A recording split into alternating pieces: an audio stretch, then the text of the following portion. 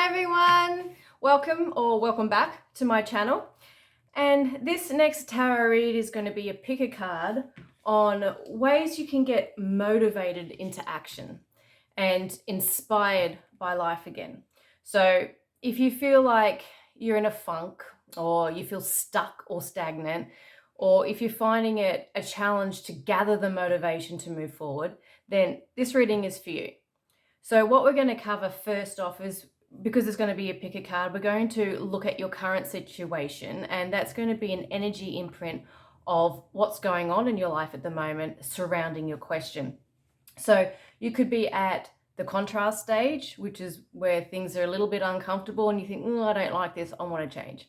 Or you could be at the transitional stage, which I think most people would be, is like, okay, I've identified that I don't want this. So where do I want to go? You're in that in-between stage. Or you could be at the stage where you've formed your new idea and possibly you've even taken a few action steps forward, but you're just not feeling that motivation. You just don't have that mojo. So this will identify what stage you're at and give you a bit of information about what's going on in your life at the moment. So if you feel that you've chosen the right pile, we'll continue on, and then we'll have a look at how clearly defined your desire and goals are. And we'll use the Mythic Tarot for that. And then we'll have a look at any challenges or obstacles that you're facing. We'll use the Tarot of Dreams for that. And then we'll look into how you can best tap into your motivational force. And then we'll look at how to best tap into your inspirational force. And there's a difference between the two.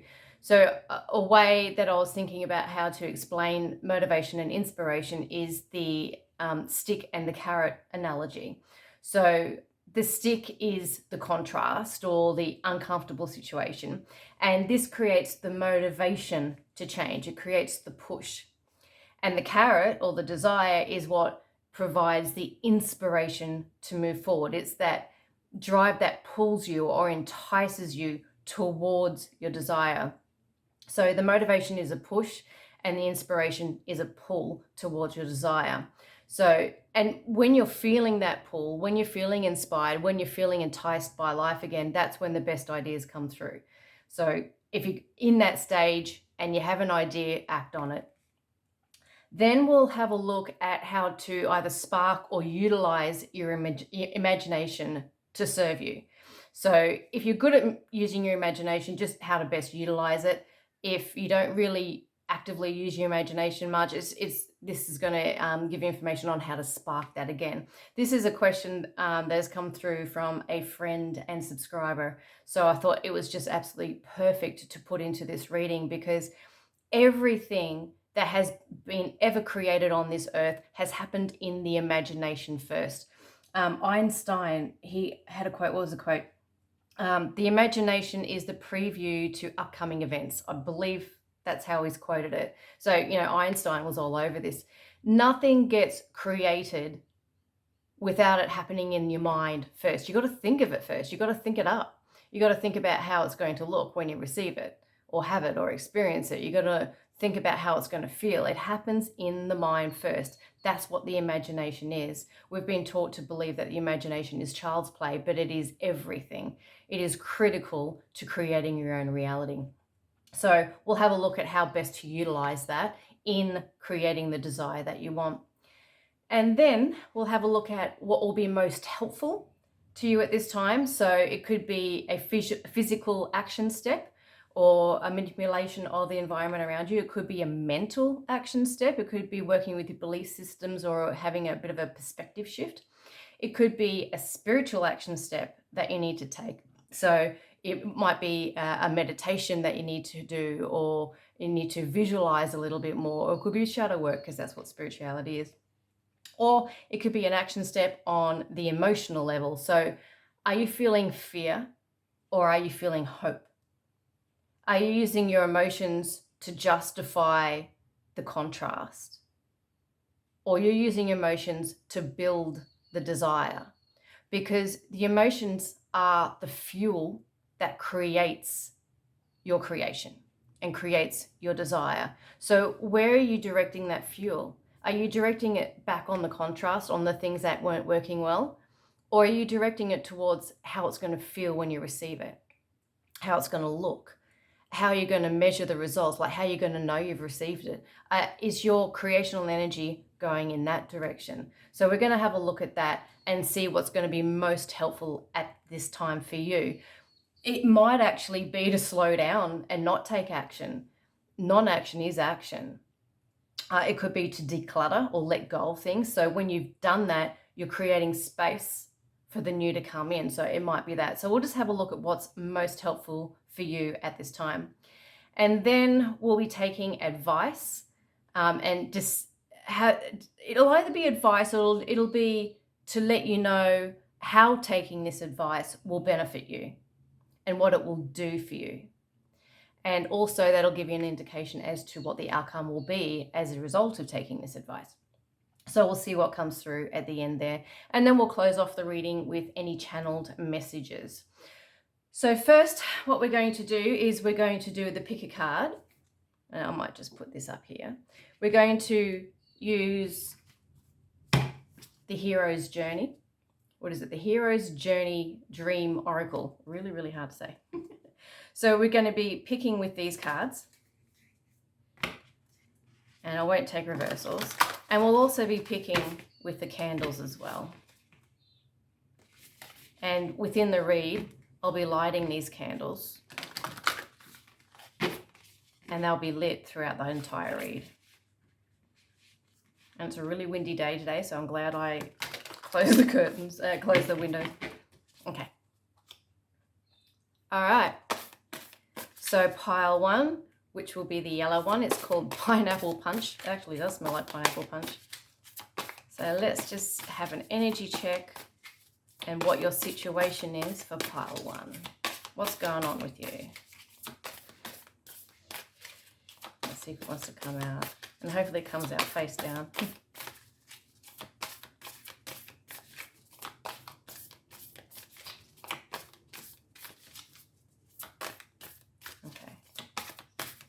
Come on, cards.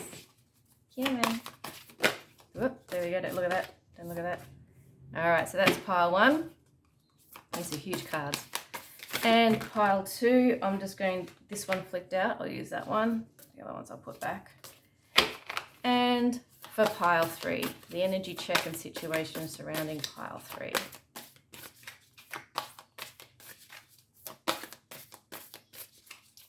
It's interesting, pile two just came straight out.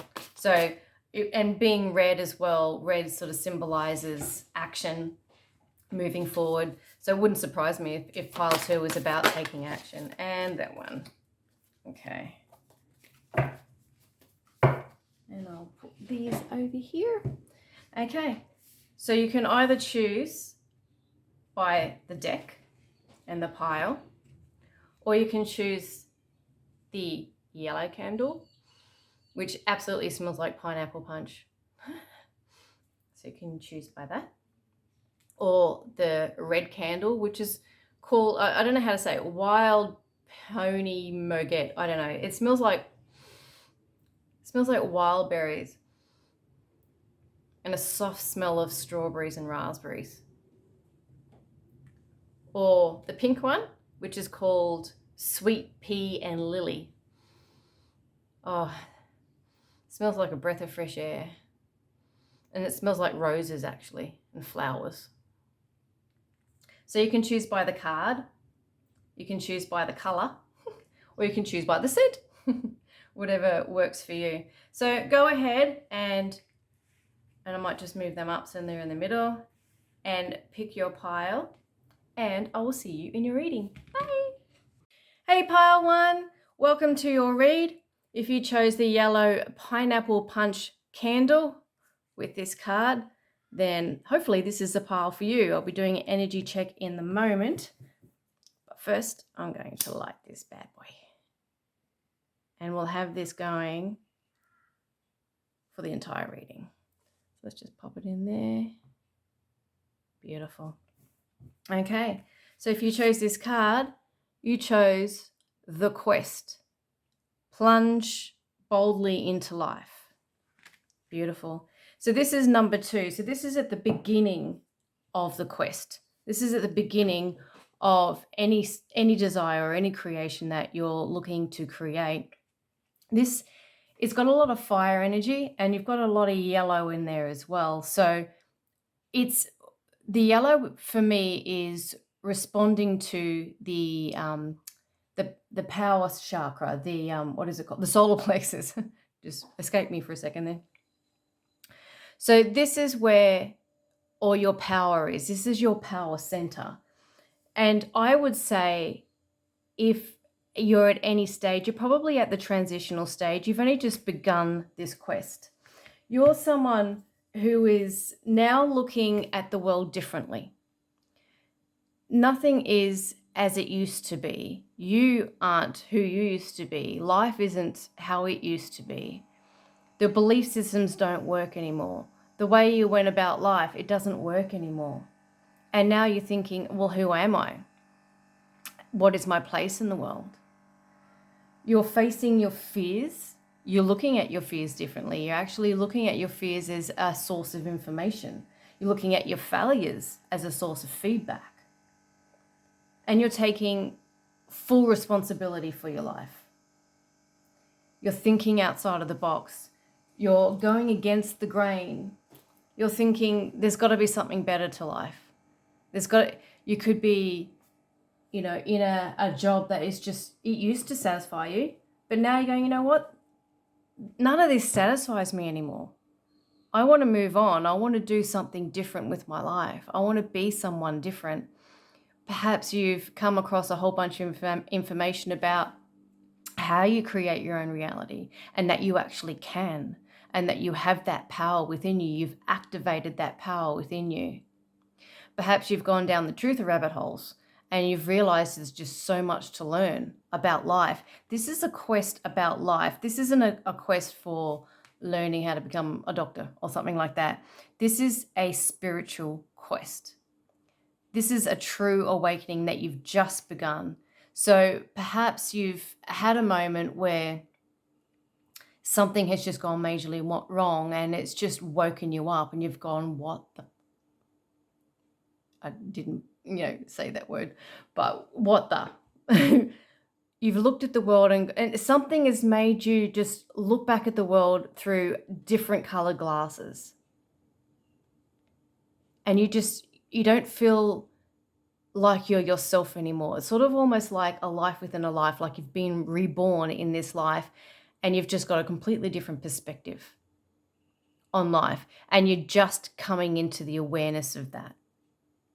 I'm just going to clarify with this deck, just to get a little bit more information on this. I feel like I need to get a little bit more. This is the guardian angel messages.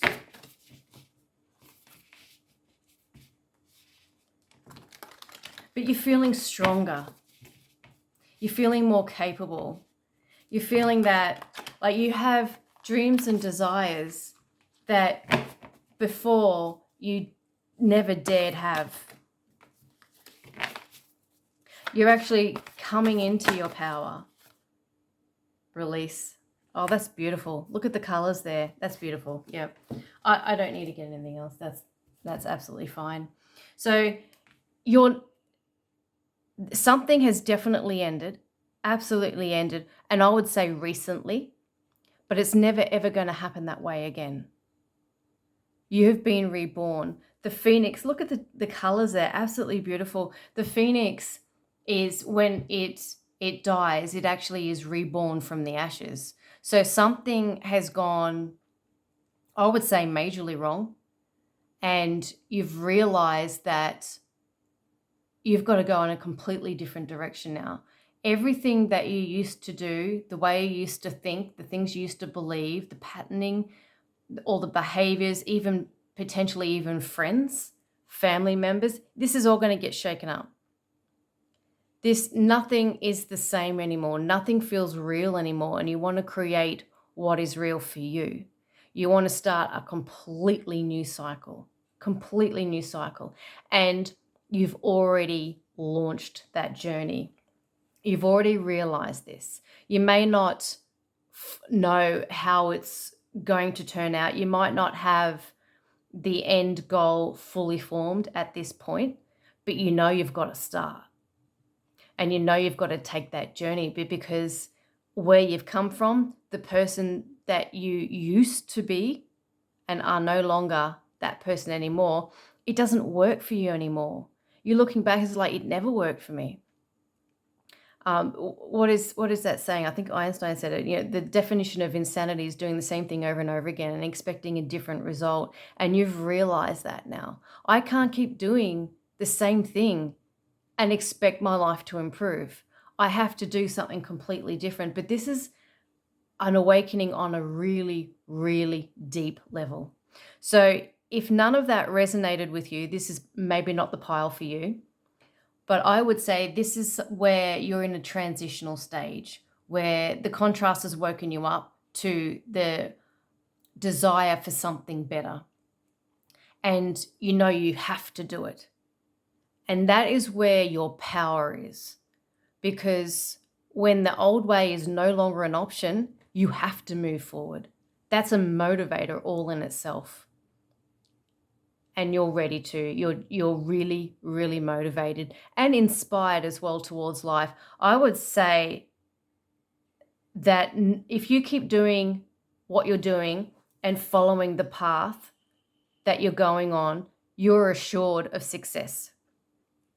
There is so much power just in these two cards. It's transformational power. It's metamorphosis. You're metamorphosizing into something brilliant. You're the caterpillar in the cocoon ready to come out. But you know that whatever you need to go through, it's worth it, because the old way it doesn't work anymore. So if this pile is for you and that resonates, I'll continue on. If not, I can see you in another reading. So let's just move these. Put them up there so you can see them both. Let's do that. Okay, so now we're going to see how clearly defined your desires or goals are. Looking at that, I would say that they're probably not clearly defined just yet, but that's okay.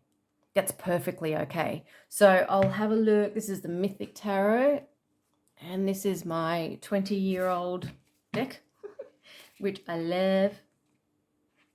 Okay, so just how clearly are your goals or your desire? How clearly defined is it? And this deck, being so old, really hard to shuffle. That will do.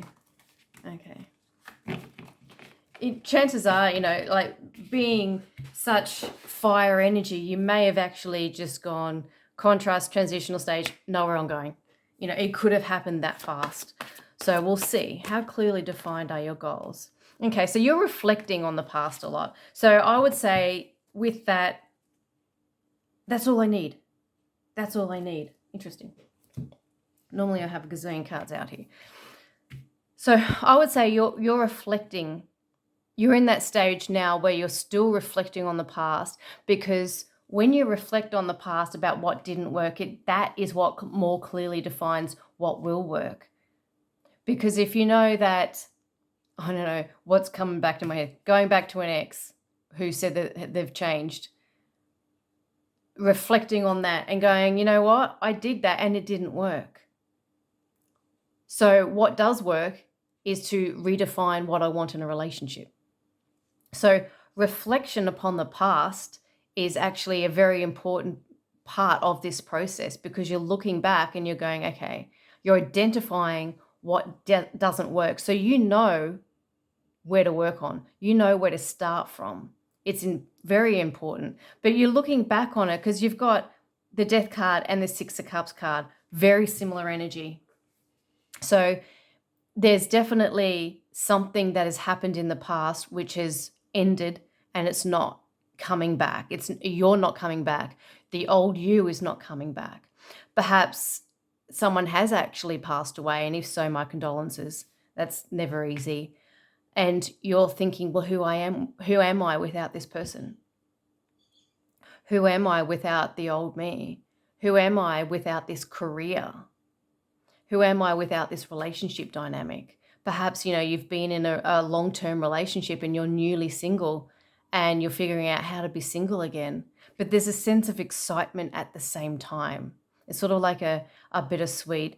But I would say at the moment your goals aren't clearly defined, which is perfectly fine, because you're at the stage where you're reflecting and you're gathering data about who you need to be in the future moving forward, looking at the past, but looking at it from a very healthy perspective. Perhaps you're going through a grieving process, but that is the beginning stages of your quest and the beginning stages of your journey.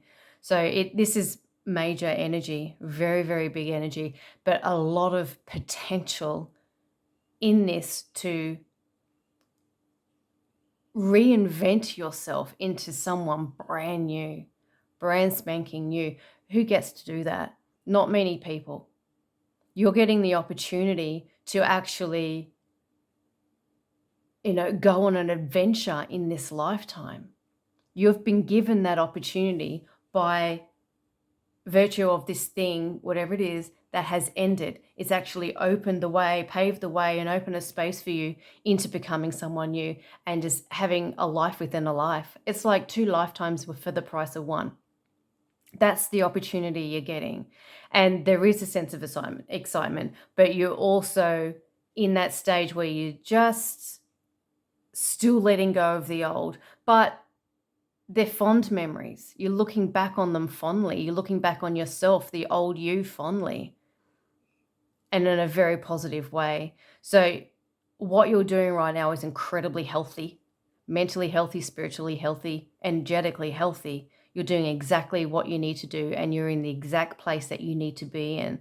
So this is perfect. So it feels that there is still a little bit you can still learn from the past.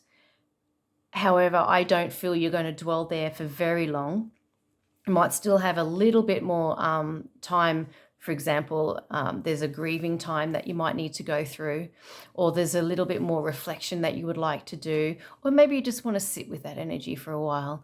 But I would say that you won't be in there for too long, because there is a pull to reinventing yourself, and that is going to become apparent over time. Okay, I feel I need to leave that one there. And we'll have a look now at your main challenges and obstacles that you're facing. I don't think this is, it's challenging energy, but it's not an obstacle, because you're owning it. And if it's grief, for example, you're grieving incredibly healthily. You're going to those emotions and you're actually looking at it. You're owning the emotions, and you're going, I feel bad that this has ended. It was familiar, and I'm looking back on the memories of this situation fondly, but I know at the same time I need to move on. So what is the main challenge or obstacles that you're facing? Let's just see what comes out of this. And this is the Tarot of Dreams deck.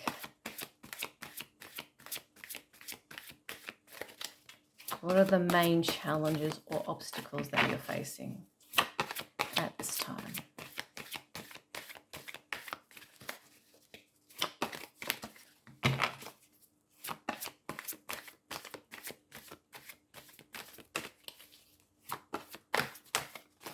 Wow. They don't look, there we go. All right, let's just take those 2. Okay, I'm going to take the back of the deck as well, because that's just perfect. So I'm going to start with the back of the deck, the Fool reversed. So a brand new beginning, the Fool reverse in the Death card. I mean, wow, this is such a transitional energy. There is a new beginning available to you, but perhaps you're feeling that it is a little bit too risky, because the Knight of Pentacles, or the Knight of Coins in this deck, he's not one to take a risk, and he's not ready to take a risk. You don't feel that you're ready to take a risk, say, to love again, or to live again, or, change that career. Perhaps, you're in between careers and you're taking some time off for yourself to just reacclimate. What's the word? Assimilate. There's a different word I can, recalibrate, to let go of the old first before you can embrace the new, but you're really still feeling the new. The Fool card is there. The new adventure is there for you. The quest is there for you. It's ready to go, and you know that it is. You're just not quite ready to take that leap of faith just yet.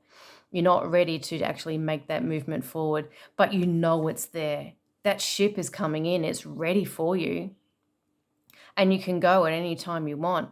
An example of this is you've left a current job and there's a new career waiting for you. Perhaps there's a new job opportunity waiting for you, and you're going, you know what, I'm not quite ready to take it because I feel like I need to do this and this and this first. And this is coming out in the challenges and obstacles. So it is a challenge moving through this energy, but it just feels light to me. It's not, I think the challenge is you just got to move through it. And that's just going to take time. But you know you can do it. You know that you've got something available on the other side. Perhaps you just come out of a relationship and someone else is interested in you, and you're thinking, you know what, I would be interested in having a relationship with this person if I was ready, but I'm not quite ready. But that person is available. Maybe you have a few options and you're thinking, okay, I'm not quite ready yet, but you know, that option is available to me, but I'm just not ready for that yet. So you're still taking practical steps forward to move forward. There is forward movement, but you're just taking your time. You know it's there. And that really isn't an obstacle per se. It's just time. You've just got to move through it, and you're giving yourself that space to do that, which is beautiful. Absolutely beautiful. So let's have a look, because I will say, you know, if you are watching this reading, it's because you want to get motivated into action again. You want to get inspired by life again. But at the same time, you need to honor the time it takes to move through a transitional stage. And I'm just going to take a drink. Just one sec. It's perfectly okay to take as long as you need through this stage. Perhaps you're feeling like, I should be motivated by now. I should have moved on by now. I should have moved into that career by now. Get rid of the should word. It's the S word. And just honor the time that you feel you need to take. Don't rush things. Because the moment you rush things, you're going against what you feel you need to do. You're going against the transitional process. You rush a caterpillar. If you try and take the caterpillar before it's formed into a butterfly, it doesn't get the opportunity to be a butterfly. You try to help the butterfly out of the cocoon by taking it away. You're actually robbing it of the opportunity to gather the strength in its wings that it needs to be able to fly. You need this transitional time. Don't rush it. And that is your challenge. So I would say that you are keen to move in the new direction. You are actually motivated, but you still feel that you need to honor the healing transitional process as well. And perhaps the challenge is you feel that, you know, if it would be too hasty to move just now, honor that. And don't feel guilty for taking time out for you, because you need to do that right now. And that's perfectly okay. So it'll be interesting to see what the motivational force and the inspirational force cards are. But I would say take as much time as you need. And when you actually let go of that need to do something, that need to be doing something or taking action, and if you're not taking action, then you're not good enough, whatever those belief systems are, let go of that, because non-action is action in itself. You feel that, again, it's that word that you should be moving forward, but what you should be doing is honoring your own heart and honoring your own instinct. And right now you feel compelled to still reflect and move through the grieving process, whether it is someone that you've lost or it's a relationship that has not worked, or whatever. It is a major change though, whatever this is. And because it's so big, you really need to honor it. Don't feel compelled to act before you're ready. That's what I'm basically trying to say and what the energy is coming through. So let's have a look at now how you can best tap into your motivational force when you're ready. So I'll just say it. I'll just do it and let's just see what they say. Okay. All right. So what I'm going to do is actually the seeker on it. All right. Let's go seeker oracle. Yeah. Actually, I'm going to go this one first. And that is reflective also of your energy right now. It's like, do I go that way? Do I go that way? No, I'm going to do that. You're sort of second guessing. It's not clear yet where you want to move. Okay. All right. Well, these are much easier to shuffle. All right. So what is your motivational force? What is the best way to tap into that to motivate you into action? Be interesting to see what this says actually. Rising above. Yeah. Okay, and follow your bliss. Perfect. So what is going to motivate you into action? And that's what I was going to say before. The moment you let go, and it went, and now it's back. The moment you let go of the struggle or the feeling that you should, and just allow yourself to be wherever you are in that moment, that's when that actually unblocks everything. And that's what actually encourages you to move forward. Quite often it's the resistance to what is and where you are that is creating the blockage. That feeling of, I should be doing something, I should have moved on by now. Forget it. Just let it go, be in the moment, allow yourself to be, allow yourself to heal, allow yourself to go through the transitional phase at whatever pace that you want to, whatever pace it feels comfortable for you, because there's a motivating force. You're not going to give up on this.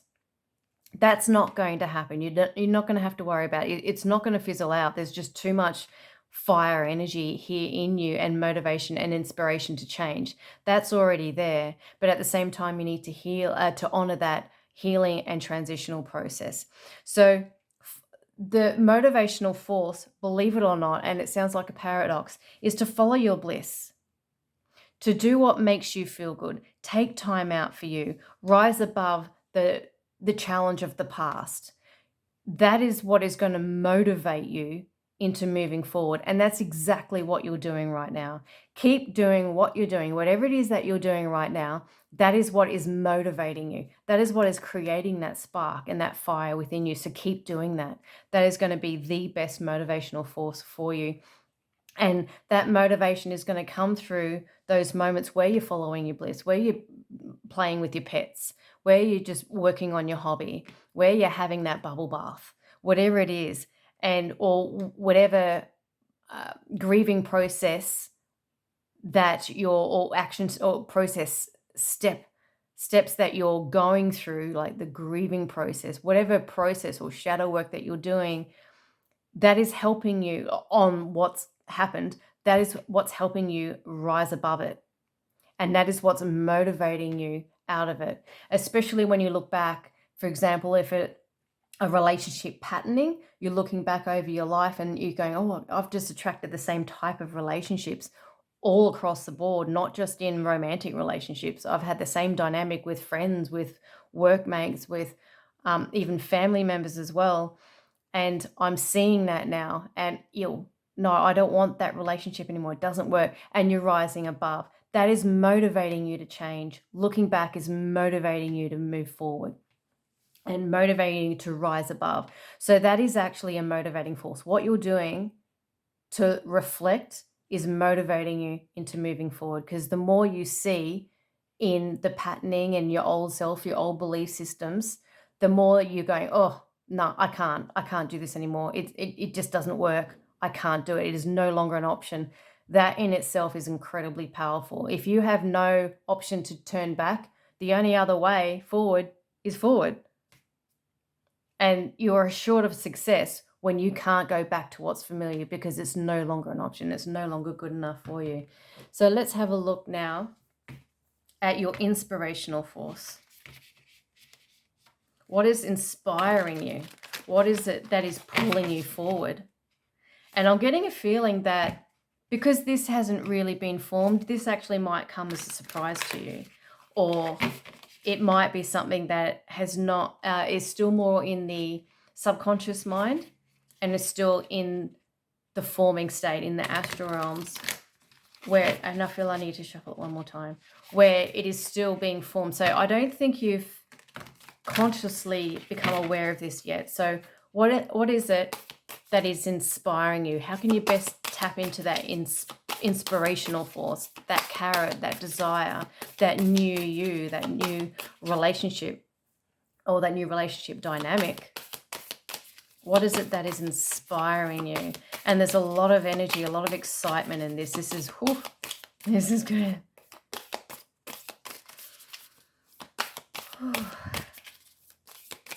This is very charged, very spiritual.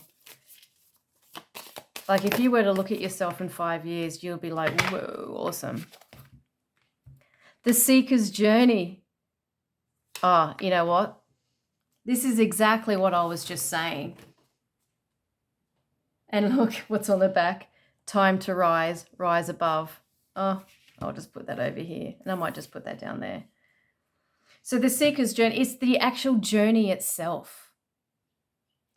I don't think you even really want to know what the end result is. I'm just going to check that these are in shot. Yep. You don't even want to know. And it's not about the end result for you. It's about the journey. It's about the excitement. Like, why go on holiday, and just spend the whole time wishing you were home again? It's actually about the journey. It's about the excitement of the adventure. That is what's pulling you, the unknown. Everything is new. Everything is the same orientation. It's just beginning. Just beginning. So even though you do have opportunities, you know that's out there. You know the adventure is out there ready for you to just go for it. Go on dates. Try new hobbies. Try new different career paths. Dabble in just a few different interests or educational pathways that you want to go down. That is exciting for you, and you know that world and that future is out there for you. And it's more of the excitement of the unknown. That is what's inspiring you. It's just like, I don't know where I'm going to go, but that's perfectly okay. That is what is exciting you. Because perhaps in the past, you've been very pragmatic, you've been very practical, or you've been made to be, where you have to be so rigid and you have to, plan 2 or 3 steps ahead. It's actually quite liberating to you right now to go, you know what? I don't know where I'm headed, and that's excellent. That feels amazing because I'm free. I'm free to be whoever I want to be. I'm free to go wherever I want to go. A good example of this is retirement. Now you're retired. What do I want to do with my life? I can do whatever I want. I can go on a holiday overseas. What country do I want to go to? I don't know. I don't care. It's all about the holiday. What am I going to do with my time now? I don't know. I don't care. I'm going to sleep in half the day. That is exciting. This has a very strong feel of retirement, where your future is yours to enjoy in any way, shape, or form you want. This isn't about achieving anything or reaching for anything. It's about enjoying life again. I almost feel like it in the reading on there. There's more I'm going to get, obviously. But that's what it's about now for you. And that's just, wow, that's amazing. So you're motivated and inspired by life itself, and experiencing life and allowing life to take you where it wants to take you, because you know it's going to feel good. So that is probably also why you're taking as much time as you need to reflect on the old.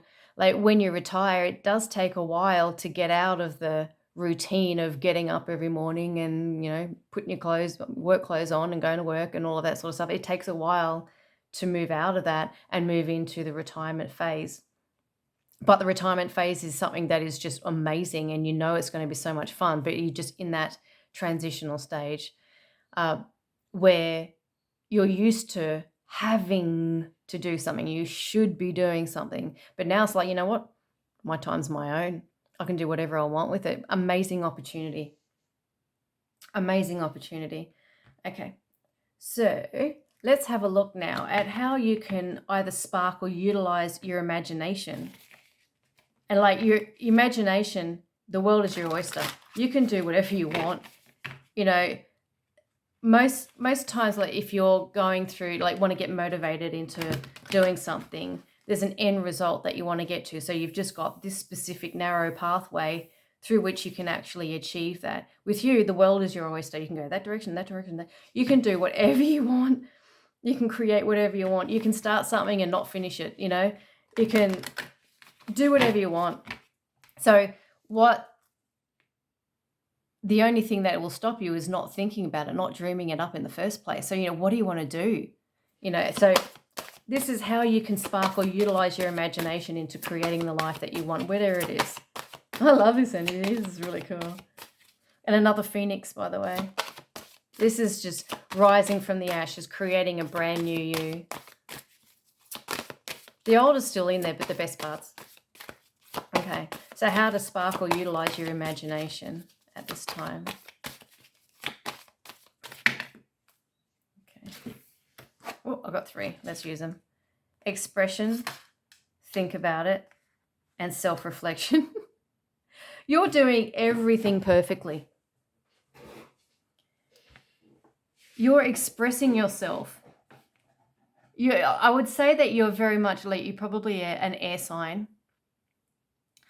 But what you're doing is you're definitely, like, you're using your imagination right now in the most perfect way by reflecting on what's like reflection, thinking about it, not ready to move forward.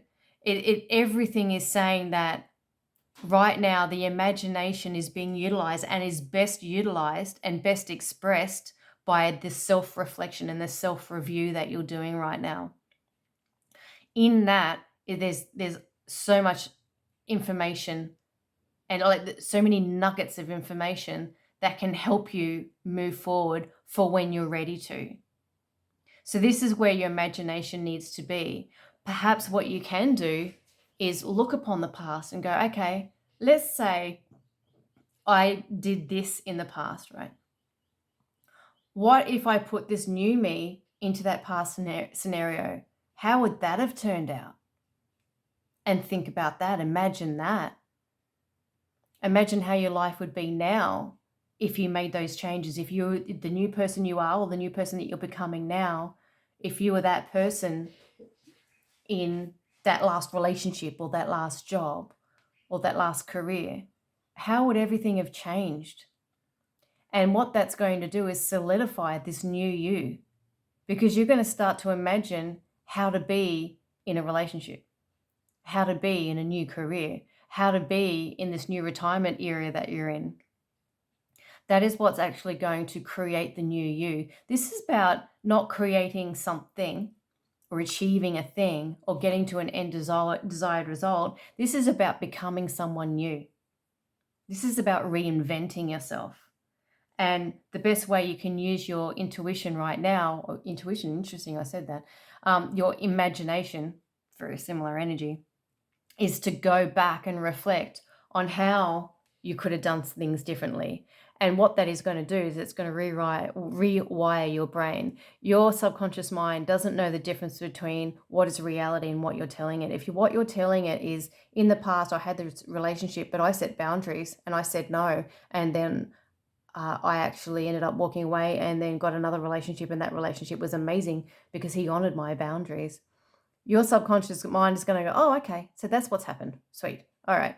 So that's the kind of person you are. All right, cool. So what that's going to do is now going to make you think along the lines, using that scenario of, I'm a person who sets really strong, healthy boundaries. So this next person is going to be just like the person in my imagination who honored my boundaries, because I believe that now, because I keep telling myself that now.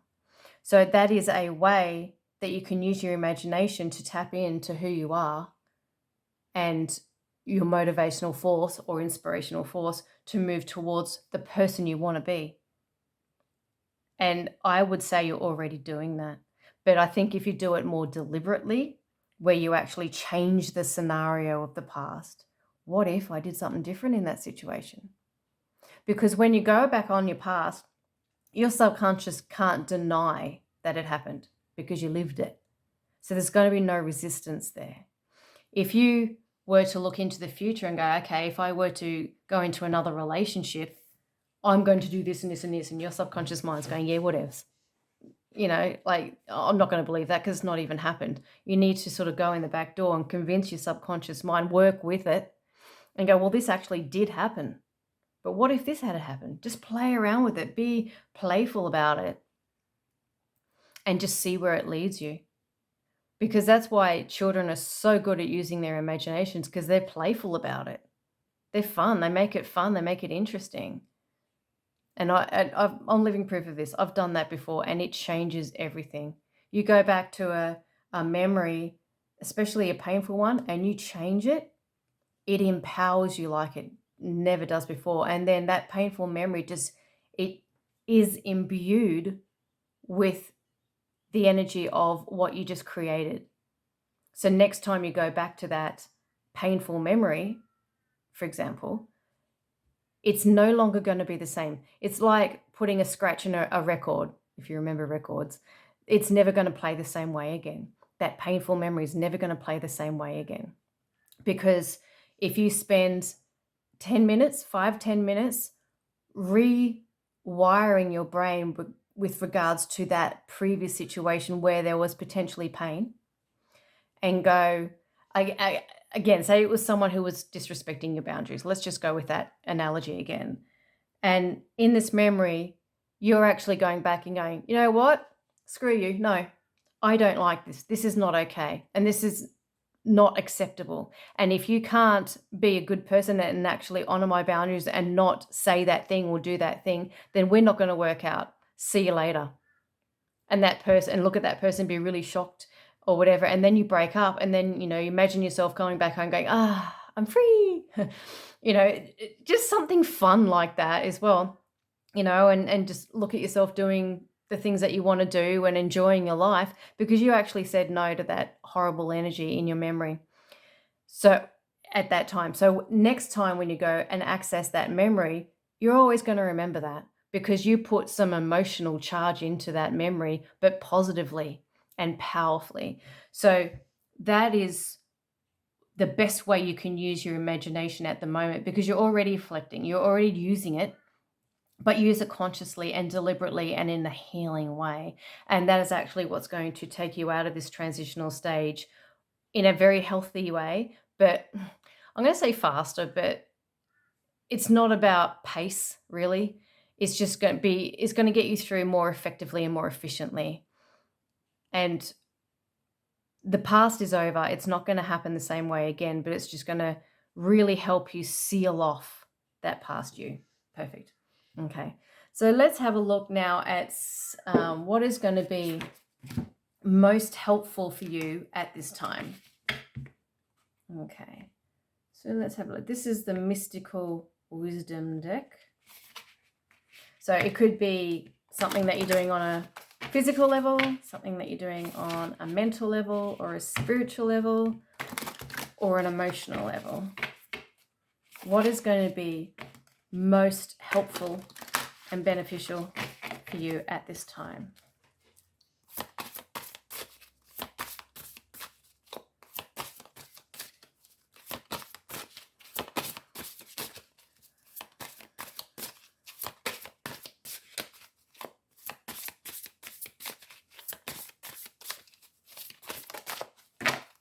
Go. Cheer up, live in the moment. Perfect. Just checking this is still recording, and it is. Yeah. Okay. All right, and invite magic in. I'll do it this way. So cheer up, buttercup. And invite magic in. So what is going to be most helpful at this time is to follow your bliss. Do what makes you feel good. Do things that make you happy again. Do things like, yes, reflect on the past. Give yourself permission to do that, to mourn the past, whether it is an actual physical loss of someone or whether it's like even when you're moving into retirement, you're still mourning that old way of life. You still sort of mourn the old relationship. So you are still going through that grieving process, and yes, give yourself permission to have time to do that, but also allocate time to do things that make you feel good and give yourself permission to do that. It's perfectly okay to smile when you're grieving. It's perfectly okay to feel good and positive emotions when you're grieving. That's perfectly okay. In fact, if it is that someone has passed away, what do you think they're going to want for you? Happiness or sadness? I mean, they're going to want you to cheer up. They're going to be cheering you on to cheer up. Invite magic in. You know it's on its way. And look, that sort of seems to have carried on there. You know it's there for you to grasp. It's right within your grasp. It's yours to enjoy when you're ready to take it. And the best way to do that, what will be most helpful for you at this time, is to do things that make you feel good. Have that bubble bath, go for that walk, go on a holiday, have a day spa, get a massage, play with your pets, eat something yummy and really fattening. Okay. Wouldn't you know it, my SD card was full and it actually cut out. So sorry about that. So I rabbited on for about 10 minutes and I didn't even know. But basically what I had set up until that point was correct. There was a specific message here that there is a new twin flame on the way, and what you can do is prepare yourself to become the person that you want to be within that relationship. And you can do that when you're actually looking at the old one. So, what you can do is you can, in your imagination, sort of go back and go, you know what, I said no to this bad relationship, and I set boundaries and I went off, and then I actually met my new guy and he was awesome, and then we did this and this and this and this. Use your imagination to create that relationship based on who you're becoming. So what it also said is you're actually coming into your power, and right now you are delving more into the stressful side of things and how this is very stressful.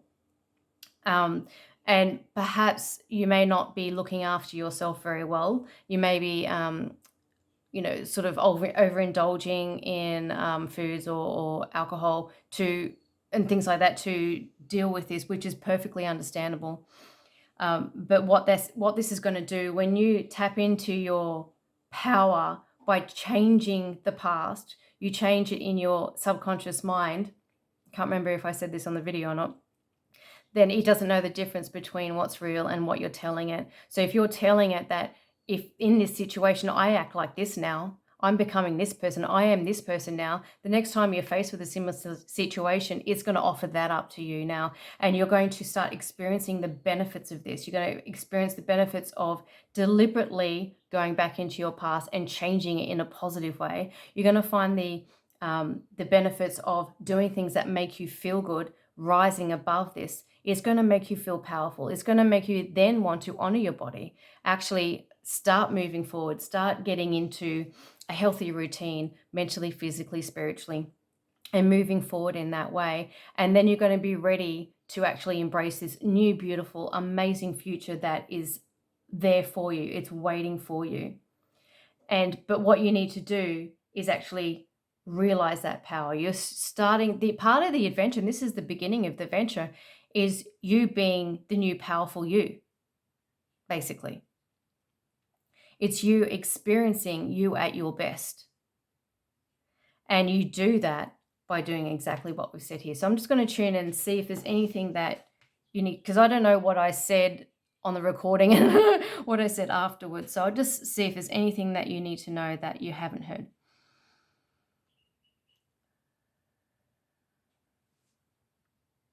You are doing very well. Honor the process. It is a process.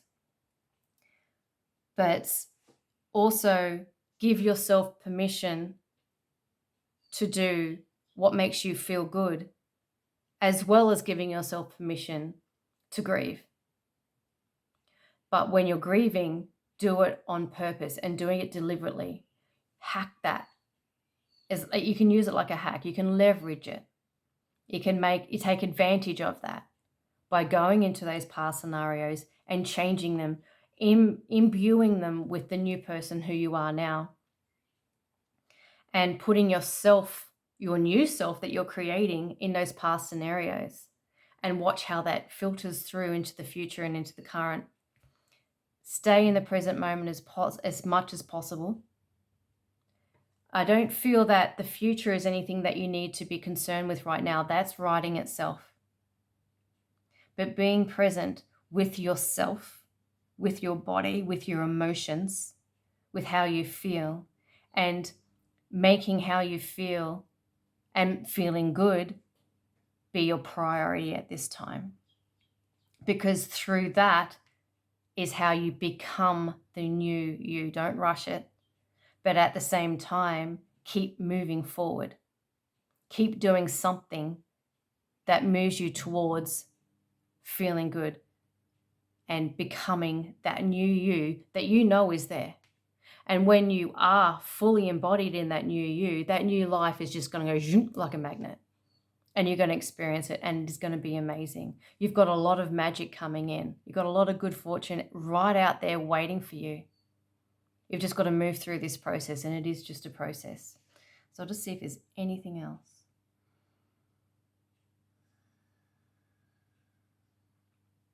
But it's exciting. And tapping into your energy, I feel that. You know the excitement's there. The bulk of the grieving process has been experienced now. You are ready to move on. You are wanting to move on. That's why you tapped onto this reading. You just got a few tweaks to make. And those tweaks are, like I said, and I feel like I'm repeating myself, go back into the past, change it into a more positive way. That changes your mindset, relieves the stress, and in place of the stress will be enjoyment, will be this new you, will be this impassioned you, this happier you in the place of that stress. And you're going to get good at feeling good because you're giving yourself permission to do that. And after a while, you're going to go, you know what? It's no longer an option for me to not do this. I have to do this. I have to do things that make me feel good. I have to prioritize myself, and I'm going to. And I'm going to put myself first before anyone else. And then when I'm charged and I feel good, because it's not a bad thing. It's not a selfish thing to put yourself first, by the way. It is vital, because how can you help someone else with an empty cup? You can't. You need to actually make yourself feel good. So when you feel good, your cup overflows onto other people and you help people naturally and effortlessly. That is the new you. The new you is healthy, vital, like full of vitality, full of passion, full of zest for life. That is the new you. You feel it. You can tap into it. You're feeling it right now as you're hearing me say this. You know it's out there and you know what you need to do. The power is in your hands. Just when you're ready, but keep moving forward. Okay. Oh, well, hopefully I covered everything, and I'm going to make some more room on my SD card so this doesn't happen again. So sorry about that cut. But hopefully you've liked this reading, and if you do, give it a thumbs up. If you've got any ideas about other reads, please put it down in the comments below and I'll absolutely do that for you. But for now, thank you very much for joining me, and I'll see you again next week and I'll do my next read. Thank you. Bye. Hi, Pile 2. If you chose the red candle, which is the wild pony muget, the one that smells like wild berries, then hopefully this is your read. So we'll have a look at the card and we'll get a little bit into your current situation just so you can know that this is the right pile for you. And this one come out reversed. Be the bridge. Expand your consciousness to behold both worlds. And this has come out reversed. So what I'll do just before I continue is I'm going to light this bad boy. And we're going to have this going throughout the entire reading. Put it in there. Beautiful. Okay. So be the bridge reversed. What I'm feeling has happened is something has happened where you can't unsee what you've seen. You can't turn back, but you don't want to move forward either. I would say that you're still in the contrast stage where something has happened and you're still reeling from it. What you need to do, and what this is suggesting to do is, and what perhaps you feel you need to do, is to build a bridge between where you are now and what you want to be, do, or have in response to what you've seen. But you don't quite know how to do that, or you're not quite ready to do that. So something has happened that has shaken you to your core and has rocked your world, and you're having trouble moving on from it. I will get a clarifier. I'm going to use this one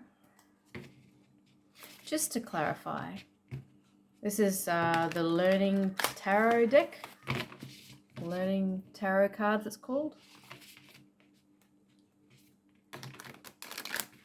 Okay, and one more just to clarify, just a little bit more information as to what this is.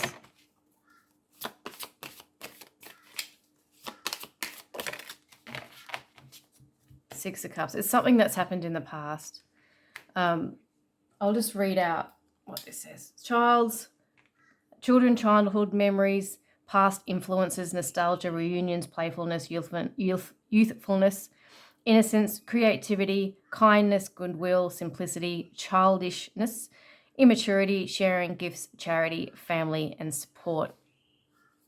So yeah, it's definitely something that's happened in the past that you're having trouble moving on from. I would say it's fairly recent that this has happened. Is probably not a long past. It's not something that happened in childhood, I would say. It might have something to do with family though, or children. But I would say it's something that's happened just recently that has made you view the situation in a completely different light. And it's something that you know you need to move on from, but don't feel you can for whatever reason.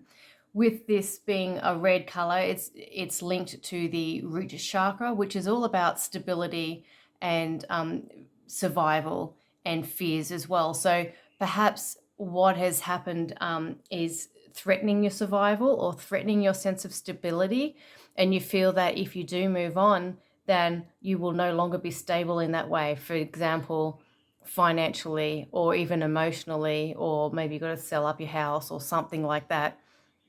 It's something where moving forward feels very unshaky, that you're on very unshaky ground and you're not feeling very solid right now. You don't feel like you have those foundations, or you've got shaky foundations, and you feel a lot of fear moving forward. And that is it'd be interesting to see what comes out of the challenges and obstacles that you're facing.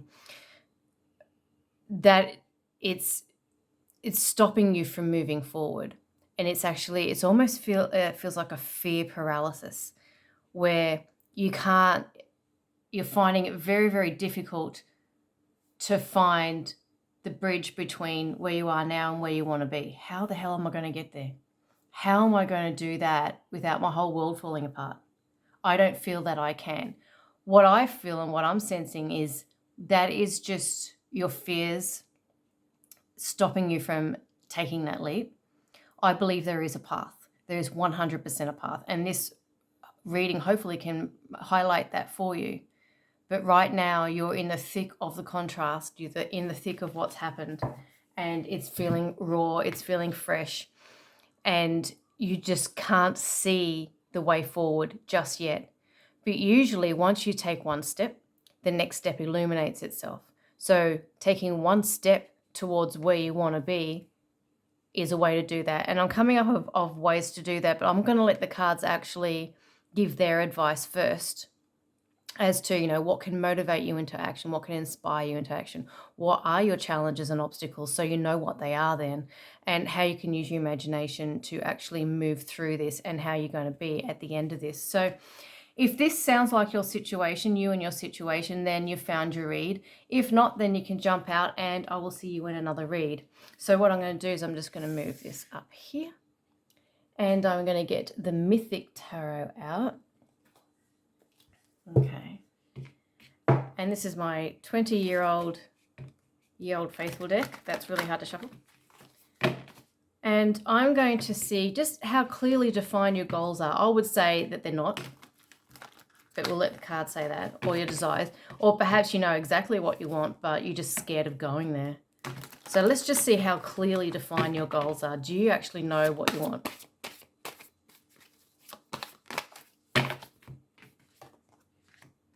Okay, so I would say no. The world is, in its upright perspective, it's a successful conclusion. It's an ending of a cycle.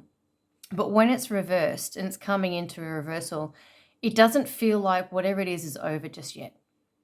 You don't feel that you've got closure, perhaps. Let's just see what's on the back, if I want to do on the back. Yeah, you're very unfocused at the moment. So I would say that you don't have any clear defined goals just now with regards to where you want to go, because you're just fresh in the thick of what's happened, and that's perfectly okay. That's actually part of the creation process. Without that, the creation process can't even be. Without the contrast, you don't get motivated to change. So you are, where you are right now is actually a really beautiful unfolding that you're in, because you're actually seeing what's not working now. It's actually being reflected back to you. This isn't working. And you know that now. This is a very powerful time and a very potent time where you get the opportunity to go, well, what is it that I do want? You're not quite at that point yet because this has only just happened. Perhaps an example could be a relationship breakup. And yay, it's raining. It hasn't rained for months. Well, that's a sign. What we've been asking for is actually happening now.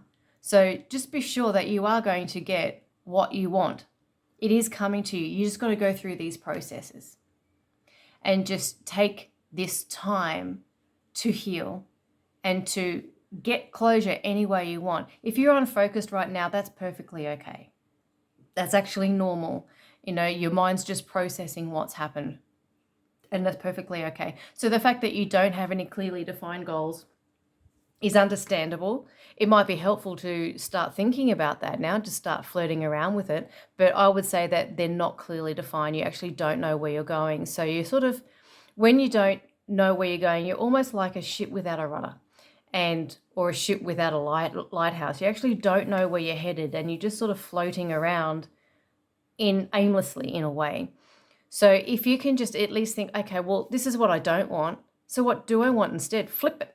I want the exact opposite of that. Sometimes that's enough. And you know what the exact opposite is. Obviously, if it's a relationship breakup and that person wasn't very nice to you, you want the opposite of that. You want someone who is actually nice to you. You want someone who does respect your boundaries, or you want a job that does pay you what you want or treats you with respect. whatever it is that you're going through at the moment and you're still reeling from, you still haven't gotten closure from, the negative aspects of that, flip it, is what you desire. And that will actually start heading you in a certain direction. Okay, so let's just have a look at what your challenges and obstacles are. And what are you facing at the moment? It's already highlighting a little bit of that, where the need to build a bridge from A to B. Wow, that was a crappy shuffle. And a way to do that is to have a look. What is it that I do desire? Actually think about it. That will start the bridge to form. That'll start the process that you need to go by, the steps that you need to take. That'll start getting the ideas flowing. So let's just have a look at your challenges and obstacles that you're facing. There we go. One of them wanted to come out. Okay. Well, and that's interesting. Challenges and obstacles. I would say financially you're doing all right. There is some sort of opportunity. But perhaps this opportunity is what's getting in your way. I'll just get another clarifier just to clarify what that is. Because being a challenge or obstacle, okay. All right, so, okay. An example of this is, and I'm just going to take a drink.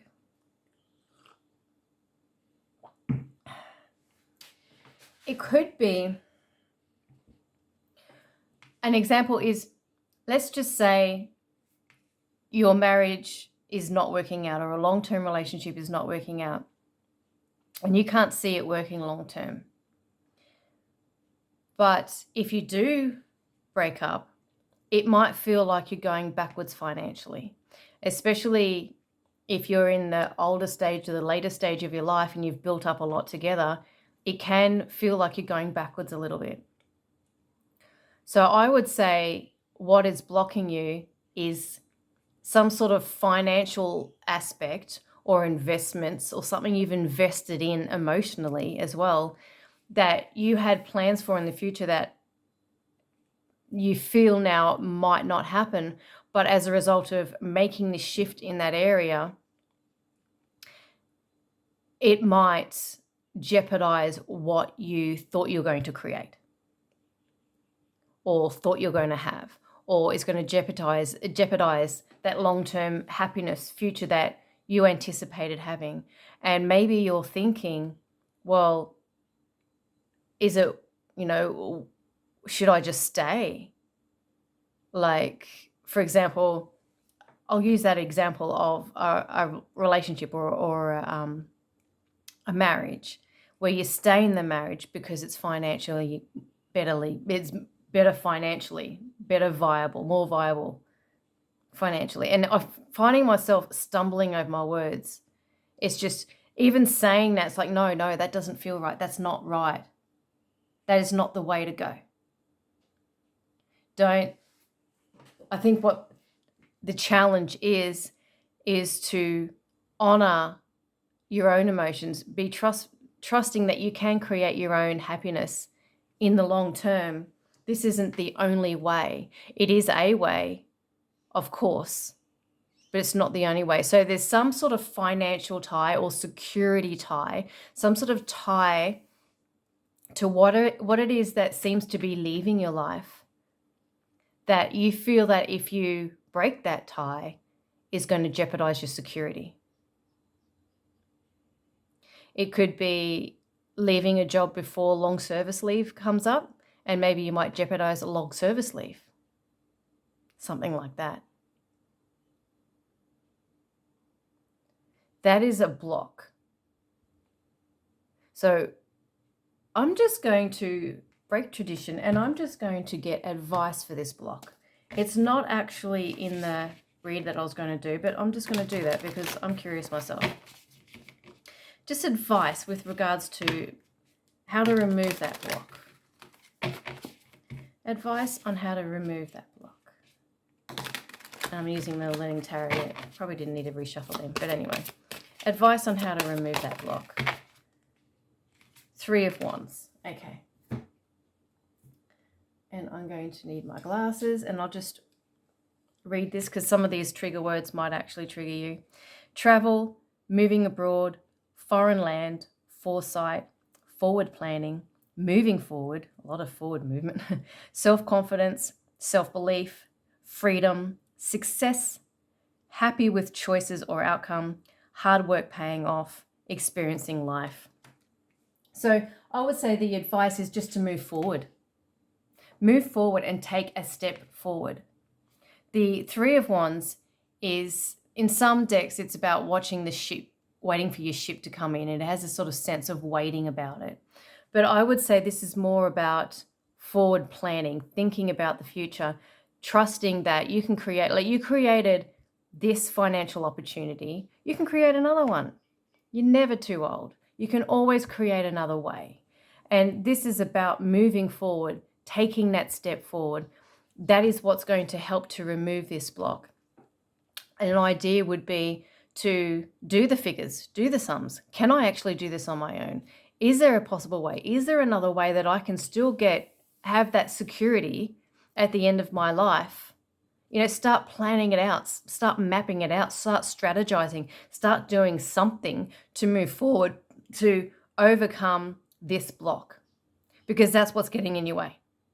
That's what's stopping you from moving forward. And there's a lot of sort of scattered energy, scattered mental energy with regards to this. You're not clear at all about where you're going. Start getting clear.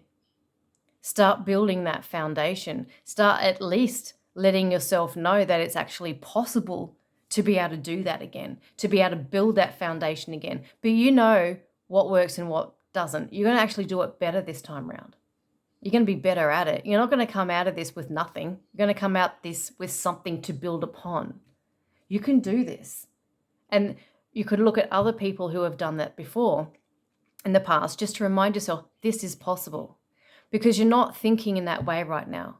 You're still reeling from what's happened, which is understandable, absolutely understandable. But what is blocking you from moving forward is that fear that you won't be able to be looked after in the long term. The long-term happiness is in jeopardy. Long-term financial happiness is in jeopardy. But the way out of that is to remind yourself you can do this. You can do it. You've done it before. You can do it again. There are other ways to get the exact same result, except you're going to be happy now because this has ended for a reason. You can't, there's something that you've found out. There's something that you've seen. There's something that you've heard. There's something you've realized. It could be an inner realization about yourself. You could have changed, where you realize, and there's something that you've just freshly found out about that has happened in the past. It could have been something that's happened recently or happened in the long-term past, but you've only just found out, and you're still reeling from it. You're still feeling closure from it. And now I've lost track of what I was saying. Very, very sort of scatterbrained energy. And I was tripping over my words. What you need to do is just to recenter, refocus, regroup, and figure out where you want to go and find a way to get there. And one way, and I'll just add this in here to be able to do that, is figure out where you want to be and go, okay, this is where I want to be. What would I need to be, do, or have in order to have that? And then you'll go, oh, okay, I need to be, do, and have this. Okay, well, what do I need to be, do, and have in order to have that? Oh, okay, I need to do that. And keep doing that until you get to the point where you go, well, I actually have that now. I have that, and I have that, and I have that. So if I just follow that process I just outlined, I can get there just a different way. So refocus your mind, take control over your mind, and that can help you move forward and unblock this. All right.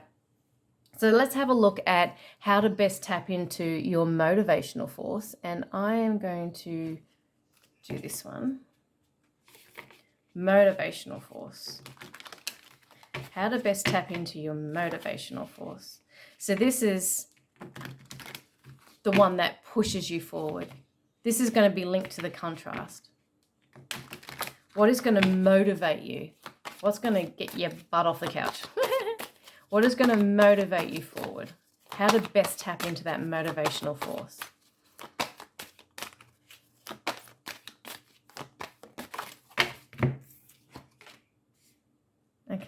revealing radiance. And I need my glasses again. May as well just keep my glasses on. My light illuminates the world. And I'll just get a reversal, standing firm. Okay, let's just put that there. I am noble, brave, and strong. So what is going to motivate you is to stay strong with regards to your beliefs and your boundaries and what you've decided as a result of seeing what you've seen or learning what you've learned. And also, in doing that, in standing firm, you are going to reveal your radiance. You're a very, I would say, advanced soul. You have a lot of light shining from you. And as such, it can be taken advantage of by other people. So perhaps that's what you've seen that has been abused. Your light has been abused. But what you're going to do is this time round, you're going to go, no. You're going to reaffirm your boundaries and stick to them. And that's going to make you irresistible. And that is how it's going to motivate you into action. So you're looking at this contrasting situation or person or event and going, you know what? No, I don't want to go there anymore. I don't want to do that anymore. I don't want to be that person anymore. I don't want to believe that anymore. And I'm going to stand true, because it could be standing true to your own mind, your own ego, and saying, no, ego, I'm not going to do that anymore. I'm not going to be that person anymore. And in doing that, that is going to make you even brighter. It's going to shine even brighter, because what you're doing is you're denying the things that were dimming this. Your motivational force is standing firm, standing strong. And the better you get at that, the more you're going to want to do it. And that is an action step forward. That is an action step you can take moving forward. The moment you do that, success breeds success, and you're going to want to do it again. And you're going to say no to anything that makes you feel bad. And you know that in doing that, you're assuring your own success. That is how you tap into your motivational force, by setting those boundaries and getting good at it and letting your light shine. And that is what's going to let your light shine. So let's have a look at how you can tap into your inspirational force. What can pull you towards your desire? What can entice you there? What is your carrot? Slippery. Really slippery. What is your carrot? What is going to entice you towards your desire? There we go.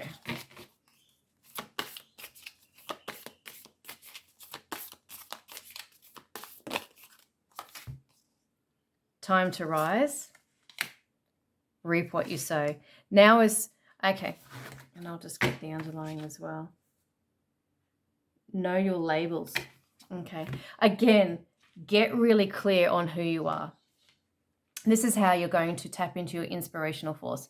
So once you know who you really are, that, and you tap into that, you tap into your higher self, you tap into your best self, that is what's going to inspire you. It's like, oh, I like that. I like being that higher self. Time to rise, time to actually access your higher self. If you want to talk about higher or inner self is another way of saying that. And when you do that, you'll go, you know what? Now it is time to take but what is mine. You're an amazing person. Your light shines brightly no matter what. You could be in a really, really dark mood, but you will still have a smile for someone.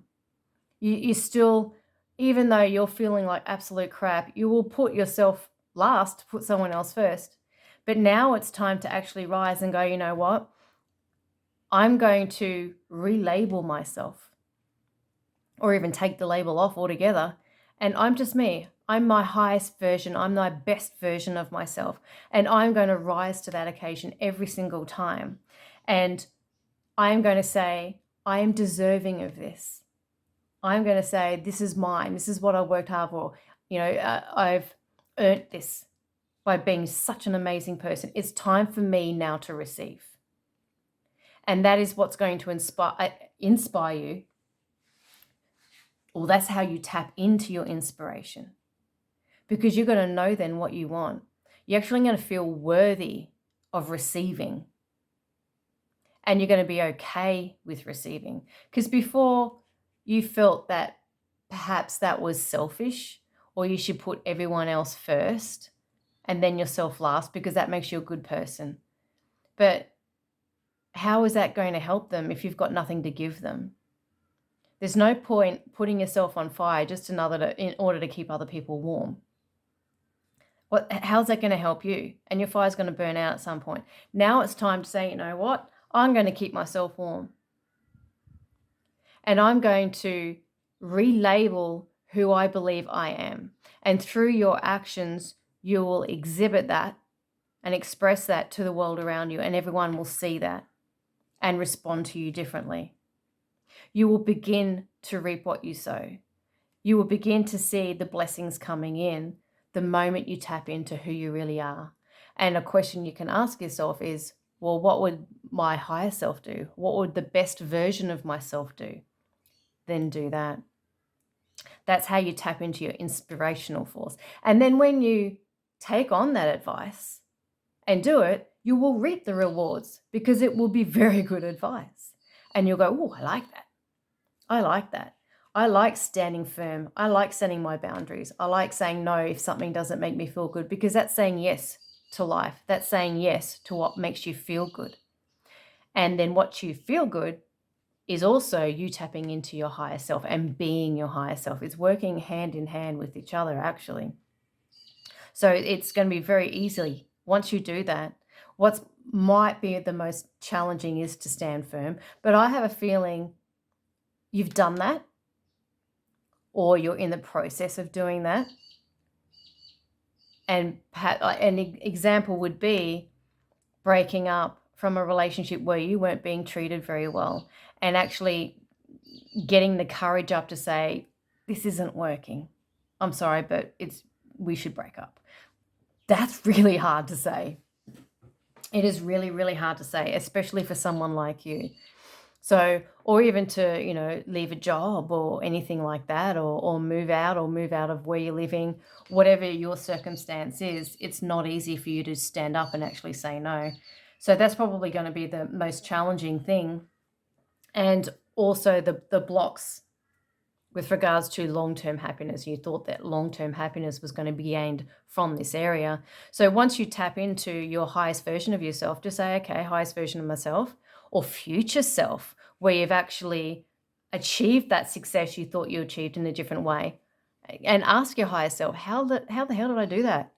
How do I do it? What can I do now to make a step forward closer to that? And just see what comes through. Okay, so let's have a look at how you can either spark or utilize your imagination to do that. What can you fantasize about that? How can you use your mind, which is your imagination? It's the same thing. How can you deliberately and consciously use your mind to create your desire and get you moving forward closer to it?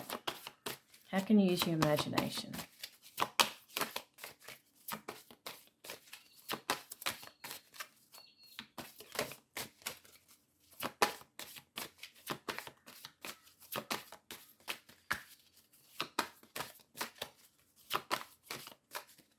Okay. All right, there we go. Divine timing, look through the situation and trust. Okay. I'm just going to check this is all in shot still. Yep, and I've still got all that area. Awesome. Okay. So how you can utilize your imagination is trust in divine timing and looking through the situation. So looking at it from a different perspective, what would your higher self think? And let your imagination just offer up whatever it needs to offer up in response to that question. What is another perspective of this? What if divine timing, has happened in this way because something else is coming and I need to make room for it? What is that? Let your higher self or your imagination, your higher self, send that information through your imagination, through your mind, and then just see what it says. See what it comes up. You might see something, you might feel something, you might remember something, you might just see a symbol. whatever it is. So I would like it says divine timing, but it's sort of feeling, maybe that could be a question you ask, but it's more about connecting in with the divine orchestration of this entire situation. You could be asking, why has this happened? Why has this happened this way? Why has this happened now? And when you do access your higher self, that information can come through where you can get a different perspective. So you can use your imagination to actually see it from the divine orchestration point of view. Like the questions of, why has this happened to me? Why has this happened now? How can I get through this? What will it look like on the other side of this? How can I get to where I want to be now? I don't have this avenue open for me anymore. Use your imagination to look through the situation. Look at it from a different perspective, because the perspective that you're taking is more on what's just happened, which is understandable because it's only fresh.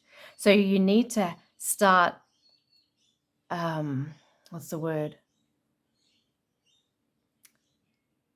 Oh, I can't think of the word. Sort of like fantasizing or just sort of flirting with the idea of a different way, of a different life, of a different future, of a different you.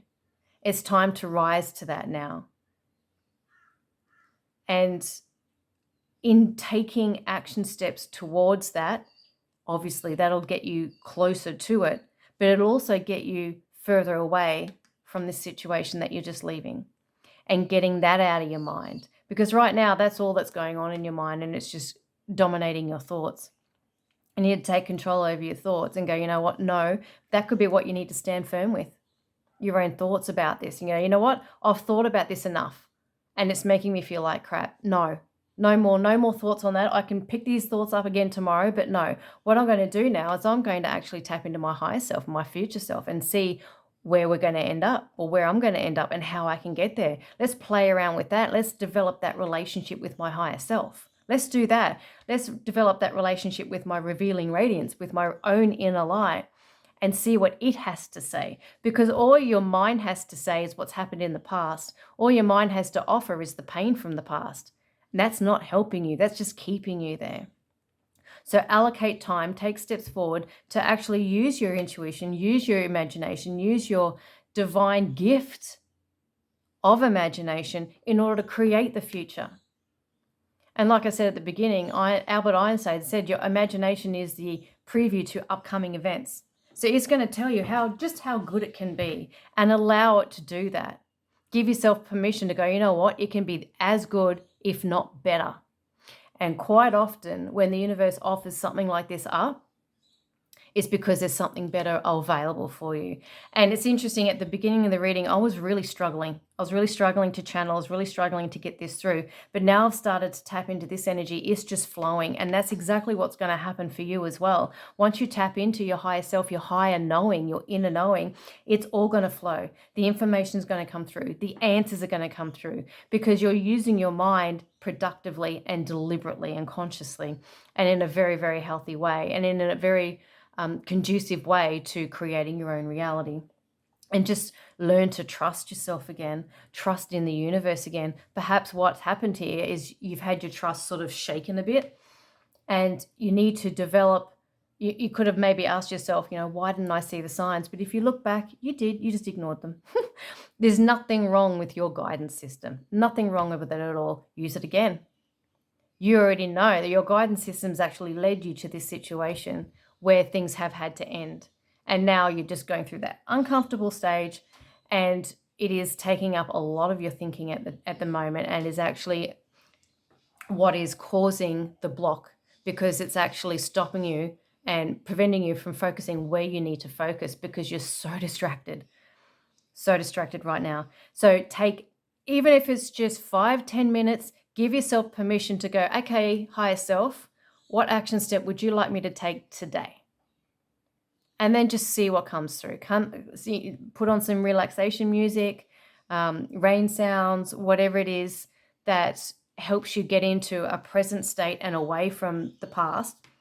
To say, I'm dedicating this amount of time to devote to this, to tapping into who I really am and to getting my answers via that, and start trusting my own intuition again, trusting in my own heart again, trusting in the universe again. And then you're going to actually relabel yourself. You're going to reinvent yourself as a result of that. Connecting in with your guides is another way if you're interested in that. Your guides, your higher self, it's all in the same category. It's all of a higher vibration. It's time to rise to that. And that's what this contrast is doing. It's making you level up. And it is giving you the opportunity. And life wouldn't give you the opportunity to do that if life didn't think that you're capable of doing it. If life didn't think that you're capable of actually rising to that challenge, you can absolutely do that 100%. Okay, so what would be most helpful for you at this time? And it could be taking no action at all. Just taking time for yourself to meditate. It could be something on the physical level, or on the mental level, or on the spiritual level, or on the emotional level. And one more shuffle. So what is going to be most helpful for you at this time? And we'll see what it marries up with. What would be most helpful for you at this time?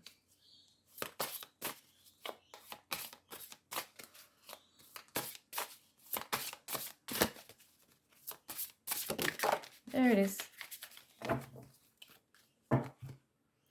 Okay, Angel of Miracles. Believe in miracles again. Open your heart and request a miracle. Ask, pray. And this is 7 deadly sins. And I don't have my glasses on again. Humanity's destructive traits. Okay, and that was actually a little bit reversed. So what will be most helpful for you at this time? And I think that, the 7 deadly sins, I think they're like, lust, gluttony, greed, that sort of thing. I would say that, and this is reversed. So this is something where you're coming out of that. Perhaps as a result of doing this, you might be overeating. You might be indulging in some way as a coping mechanism, but you are coming out of that. And what will be most helpful is to continue coming out of that. And at the same time, expect a miracle. Expect things to get good. When you get to a state of expectation, that's when it happens. It's like, you can build yourself up to that state. You can convince yourself this is going to happen. You've convinced yourself of other things that are negative. You can convince yourself of things that are positive as well. It's like, I have the power to do this. The more you tap into your higher self and your future self, the more you're going to convince yourself of that. And that will naturally drop away any sort of addictive behavior that you might be having or overindulging in some way. I might actually, if I can find that, what is it? 7 deadly sins. And I'll just, because I've forgotten what they all are. Okay, and glasses again. Okay, yeah, sloth, gluttony, lust, greed, wrath, envy, and pride. So if you feel that any of those ones are where you may be tending to go, maybe as a coping mechanism, I would say that that's on its way out. And what will be most helpful for you at this time is to encourage that and to continue going in that way. It might, for example, if it's an addiction, for example, and let's say, you're drinking a lot or you're overeating or something like that, it's something that you tend to do, and you think that overcoming that is an absolute miracle. Expect that to be possible. Especially the more you connect in with your higher self and connect in with the universe and ask for the universe to give you signs and synchronicities in order to tell you which way to go to overcome that. Once you start believing in miracles again, and not just believing them, but creating them deliberately, that's when you're in your power. These are just going to drop off naturally and you're not going to have to worry about it. So what will help you at most of this time is to continue. If you've, say, quit smoking, don't give up again. Don't take it up again. Continue on. Don't, like, for an example, let's just say you quit smoking and then this thing happened and you only just freshly quit smoking. It's like, oh God, I could so go for a cigarette right now. What would most helpful for you right now is to not pick up another cigarette. Because if you do that, you're just adding another problem. You don't want to add another problem. You've already gotten rid of that one. This could be quitting smoking. This could be the link. You're seeing yourself differently because, you've given up for a week and you're starting to feel really healthy, or, you started to change your diet, or you started an exercise routine, or you started saving money and you got a bit of money in the bank. It's starting to feel really good. So, it could be you've already, started to head in the direction of reversing this. Could be linked. It could be linked. But I would say it's more about what will help you most at this time is expect that you have and trust and know that you have the ability to create miracles in our life. We are miracle creators. We're a miracle in our just being here. Being born is a miracle, the miracle of life. We're a walking embodiment of what a miracle is. We are miracle makers. We can make other little miracles as well, as in babies. So expect and know and trust in your own ability to create your own miracles. And if it's related to whatever this is, it's not a miracle to overcome that because you're already doing it. If you're calling it a miracle, you've already performed one. Perform another one. Go another day without.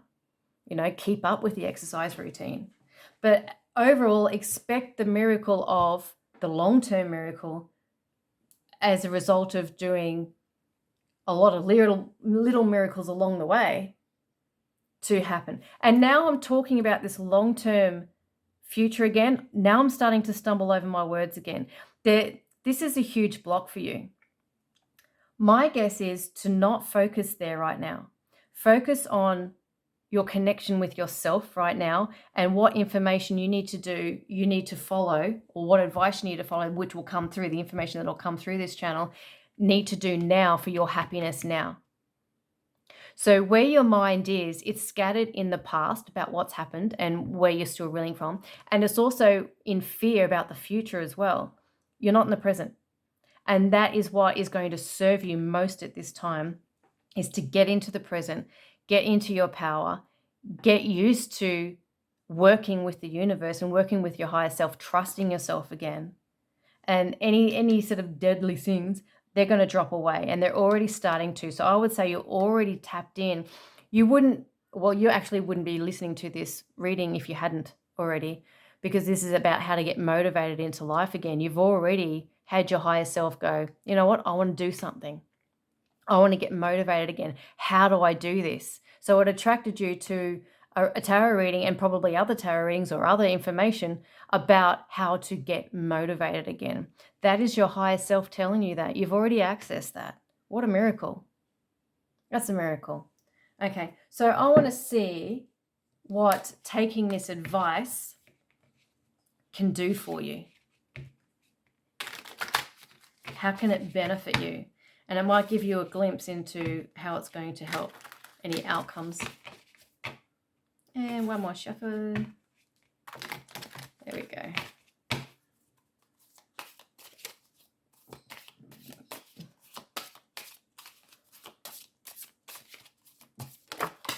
Whoop, there it is.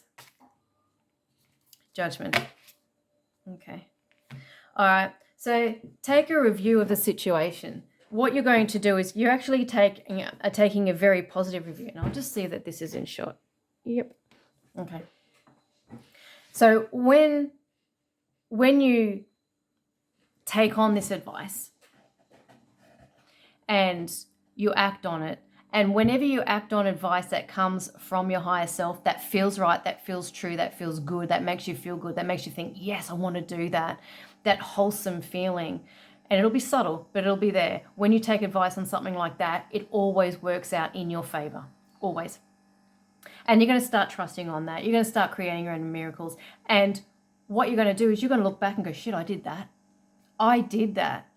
I stood firm. I listened to my higher self. I actually created a path forwards that is actually going to work. I can see this working now. This is really exciting. So you're going to be reflecting upon this time and potentially reflect, because the King of Swords reversed. The King is someone who can cut you out of your life like that and just be completely unfeeling about it. So there could be a review about someone who was like that. That could be linked to what's happened. Perhaps someone's just walked out and you're going, what the hell? And you didn't even see it coming, and it just happened so fast, and it was a little bit brutal. So you're going to be reviewing that, but you're going to be reviewing it in a positive way. You're going to be reviewing it in a way of, I can see how I've grown now. I've learnt that lesson. This is never going to happen again. It's never going to happen that same way again. And you're going to be moving forward stronger and more educated and more connected. And you're going to be starting to create miracles. None of that could have happened while you're still in that situation. None of it. You're going to look back and go, you know what? I couldn't be the person I am today while I was in that situation or with that person. I couldn't have done it then.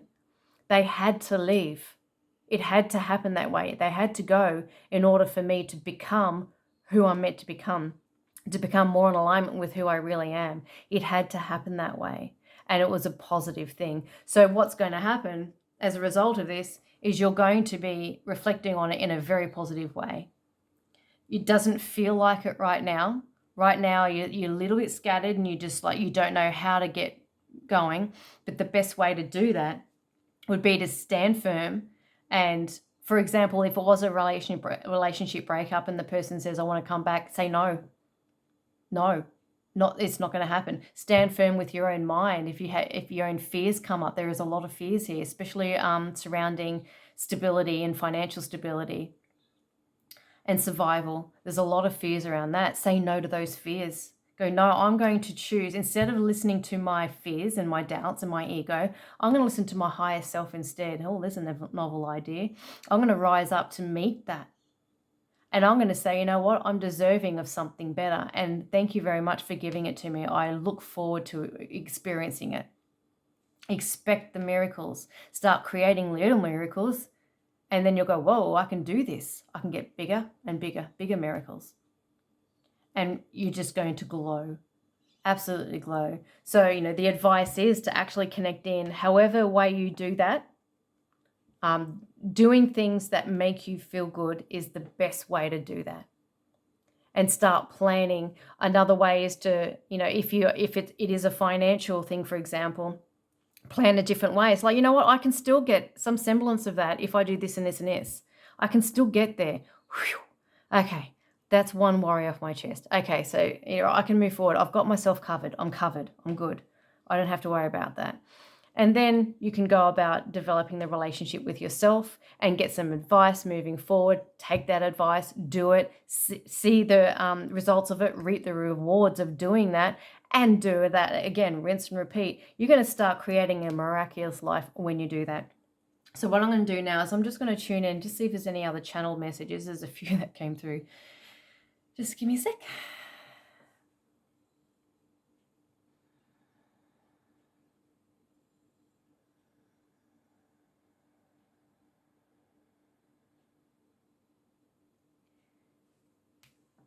What I'm sensing is there's some sort of business opportunity or property or investment that you have or is in your experience right now. There's a positive one. This might not be for everyone. But there's a person who is going to offer that to you. Offer you that stability. Or perhaps you are that person. But that opportunity or person is very present in your life right now. And right there for when you're ready to see it. You're not ready to see it right now because your perspective is on what's happened. But there is an opportunity there. You just need to tweak your mindset, change where you look, change where you look with your emotions, with your heart, and also change where you look with your imagination and your mind. Change up how you look. Look at the world differently. You can look at a situation and go, okay, I'm going to take on 3 different perspectives of this one situation. Get good at changing your perspective on life. When you can do that on the easy subjects, you can do that on this subject too. Go, okay, I'm going to take 3 different perspectives, 3 totally different perspectives on this situation, just to get good at doing that. You don't have to take on that perspective. It's just getting good at just being flexible with the way you perceive your situation and life itself. Be open to new ideas. Be open to connecting to new energies. Be open to trusting and believing that you can actually do this. You have the power and it is there for you. It is there waiting for you, literally, physically, tangibly, if that's a word, waiting for you. You've just got to be open enough to see it.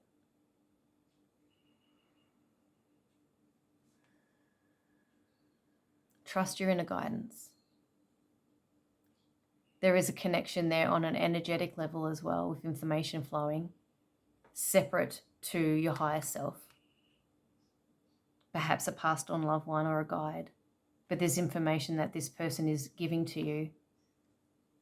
If you see synchronicities in life that remind you of that person, then listen to that synchronicity, because there's information there. That's the information. That's how they're communicating. Or through a dream, maybe, or memories. There is additional information coming through that way. Possibly someone who's passed on who was younger or young when they passed. But their information is still sound. Also, get moving physically. Physical exercise will help you out of this. Even if it's just stretching, even if you're just going for a walk, 5-minute walk, that's all you need to do every day. That will help get the energy flowing through your body and release any blockages from your body as well. Your body and your mind, very closely connected. You release the blockages in your mind. Just stretching alone does that. Then you'll start to move the energetic blockages as well. And then that will free up the flow of information, and you'll start getting inspiration. You'll start getting ideas, and you'll start getting connected back in with your higher self again. Anything else? Just get going with it. Don't delay. Take action. It's time to rise now. It's time to rise out of this. It might feel like you're rushing it or it's too soon, but it's not. You need to act now. You need to do this now. Start saying no to whoever's not reinforcing your happiness or supporting your happiness. And that includes your own mind and your own ego. And reveal your own radiance. Who are you now? Relabel yourself, reinvent yourself. Trust in the universe again. Trust in your own self again. Trust in your own connection with yourself again. Connecting in with your body can help you connect in with your mind and connecting with that trust again. You can develop that trust by every single day committing to that. And at the end of the week, you reflect back going, I did it. I can trust myself to do that again. I can trust myself to do that for another week. And when I do that, I know I'm going to get results. So I'm going to trust that I'm going to get results. So therefore, I'm going to trust that my life is going to improve as a result of doing this every single day. You've got it. You've got this. There is a beautiful future waiting for you, literally waiting for you. There's a tangible opportunity just around the corner, or could actually already be in your life. You're just not seeing it yet. And that is going to give you an opportunity to create your own happiness in your future. It's there. I can see it. It's there. 100% there. And you're doing everything right. You really are. Just continue connecting with yourself. Continue to say no to anything that is affecting your health. Like, maybe you might be sort of on the couch a lot, or in bed a lot. Get out of bed. Don't take up that cigarette again, and trust in yourself again. Trust in abundance again. Don't overindulge, keep those good things going and expect miracles. You can do it. Really, really good. So that's how you get motivated into action again. Standing firm with your mind and connecting in with your higher self and taking on that inspired action. That the information is going to come through that connection about how to move forward. But that is the first action step to take. Okay. I think that's it. All right. Well, thank you very much for joining me for this read. And if you liked it, please give a thumbs up. And if you have any ideas for any other reads, please feel free to put it down in the comments below. But if that's it, I will see you next week for the next read. Thank you. Bye. Hi, Pile 3. Welcome to your read. And if you chose this pink sweet pea and lily candle, then hopefully this is your read for you. And this is the card that you chose as well, which is stand up and be recognized. Behold, you are the inspiration you've been looking for. So in question 4, we've got how to best tap into your inspirational force. Well, that's you. So before I get moving, I'm just going to light this candle. And this is going to be lit throughout the entire reading. Otherwise I'll forget. Okay. And let's just pop that in there. Woohoo. Okay. So stand up and be recognized. I would say that you've already found your mojo. You already know how to tap into your inspirational force and your motivational force. Now is the time to actually be recognized for what you've done. I think that you already know how to motivate yourself again. Perhaps you've achieved something already. And now you're thinking, okay, well, what's next? What can I make next? So this isn't, when I'm talking about the stages, this is not, you're not in the contrast. If anything, the contrast might be what can I create again, because I've finished creating this one thing. What can I do next?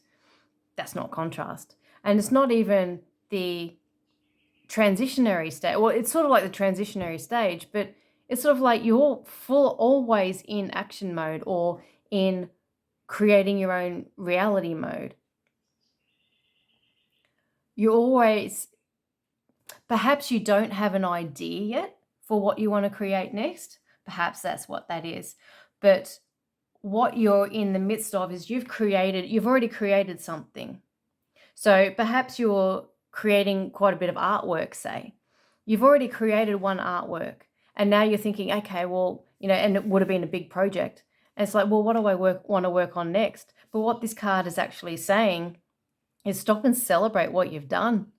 And I would say that especially when it comes to art, by the time you've finished your artwork, you're kind of over it. But everyone wants to celebrate it with you. Everyone wants to go, oh my God, that's amazing. That's beautiful. That touches me on a heart level. And you're like, sweet, thanks. It's not an egoic thing by that stage. You're not going, ooh, I'm so good because I created this piece of art. You're genuinely appreciative of their praise. So this is time right now to stand up and be recognized for what you have created, even if you're just recognizing that within yourself. And it will come from the heart, because the pink color of the candle is linked to the heart chakra, and the color of pink, because the heart chakra is both green and pink. The pink aspect of the heart chakra is unconditional love. So you're showing unconditional love towards your project and the love that went into the project. That's what people are seeing. That's what people are feeling. That's what they're sensing. That's what they're resonating with when they see your art. So now is the time. So perhaps you have, made a painting or something like that, and now it's gone up for sale. What you're thinking is, oh, what I'm going to do next? What is the next? How can I get motivated into the next thing? While you're still celebrating the creation of what you've previously done. So if that sounds like where you're at, I don't feel I need a clarifier at the moment. An example is, you could be doing a YouTube channel and you've actually done a few videos and you've put them up there, and then you're just like, okay, what am I going to do for my next video? And you're not even sort of worried about what the analytics are saying or, how many views you get or anything like that. You're just in creation mode. You're in constant creation mode, which is absolutely perfect. And this is a beautiful read to do for my last read. Actually, it's a beautiful energy to be in. So if there's any advice coming from that, is actually stop to enjoy this praise. You earned it. You're gifted. You're incredibly gifted. And what is coming through your art is just amazing. So allow that to come in. Allow to be a recipient of praise, and know that you're not going to, ego has actually no play in this. And it had no say in the entire process as well. It was giving you some preferences, it was telling you, what you prefer to do.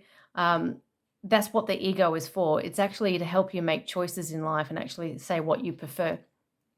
But that's all it's been doing. All it's been doing is a bystander. So your ego has had nothing to do with this. So any challenges and obstacles will be minor, I'd say, when we get to that point. So if this sounds like you, then you have found your read. If not, jump out and there might be another read. Every single read up to now has been a different perspective of this subject. So I will see you in that read. If not, let's continue on. So I'll just move that. Let's put it right up in the front there, front and center, because that's where you deserve to be. And being read 3, I'm starting to lose my voice. Okay, because the last couple of reads have just gone so long, so we'll see how long this goes for. So let's just have a look now at how clearly defined is your next goal, or your next dream, or your next desire. How clearly defined is that? And I would say it's probably going to be very clearly defined. You already know, so let's just see what the cards say. How clearly defined is your next goal?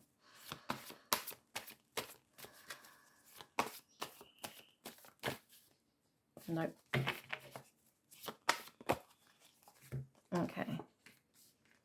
All right. So I don't think you've actually looked at it yet. Okay. So this is saying that with the 4 of Cups reversed, you're looking possibly, like, give the art analogy. We'll use that as a example, a running example, that you're wanting to possibly go in a new direction. Still create, still be creative, but maybe try a different type of art. Rather than painting, maybe go into sculpting or something like that, or something different. There's been, I think now, there was a period of unsatisfaction. Maybe this last creation is just like, do I really want to do this? Do I want to go another way? It's actually not fulfilling me like it used to. Everyone's going, yeah, way, that's really, really cool. But you're sort of going, I don't know. I want to do something different. So in saying that, you don't know what that thing is yet. So your desires or goals moving forward definitely aren't clear. But what you do know is you want to make a change. There's something about what you've been doing that is not as satisfactory as it used to be. And perhaps you haven't said anything to anyone yet. You've held it close to your chest. Maybe you've got other people relying on your art in some way, or relying on what you've created, and you don't want to disappoint them. So perhaps there's something that you've been weighing up that way. So I would say, in response to that question of how clearly defined is your goals, they're not. You don't know where you're heading just yet, because something is making you stop from moving forward and possibly go in a new direction, because the way you're going wasn't very satisfying. So that could be, or it's not as satisfying as it used to be. So that could be what drew you to this reading. So let's just now have a look at the challenges and obstacles that you're facing. That in itself is a challenge and obstacle, and I have got a different card. Let's have a look at that. 3 of Wands reversed. Let's just note that 3 of Wands reversed. So again, you don't know where you're headed, and the ship that would used to come in is not one that you're sort of seeing anymore as your future. So that was interesting, that card was in there. So challenges and obstacles that you're facing, and I'll take those. Let's put that there. Temperance and the 2 of Cups. Okay, and on the back of the deck we've got the 9 of Wands.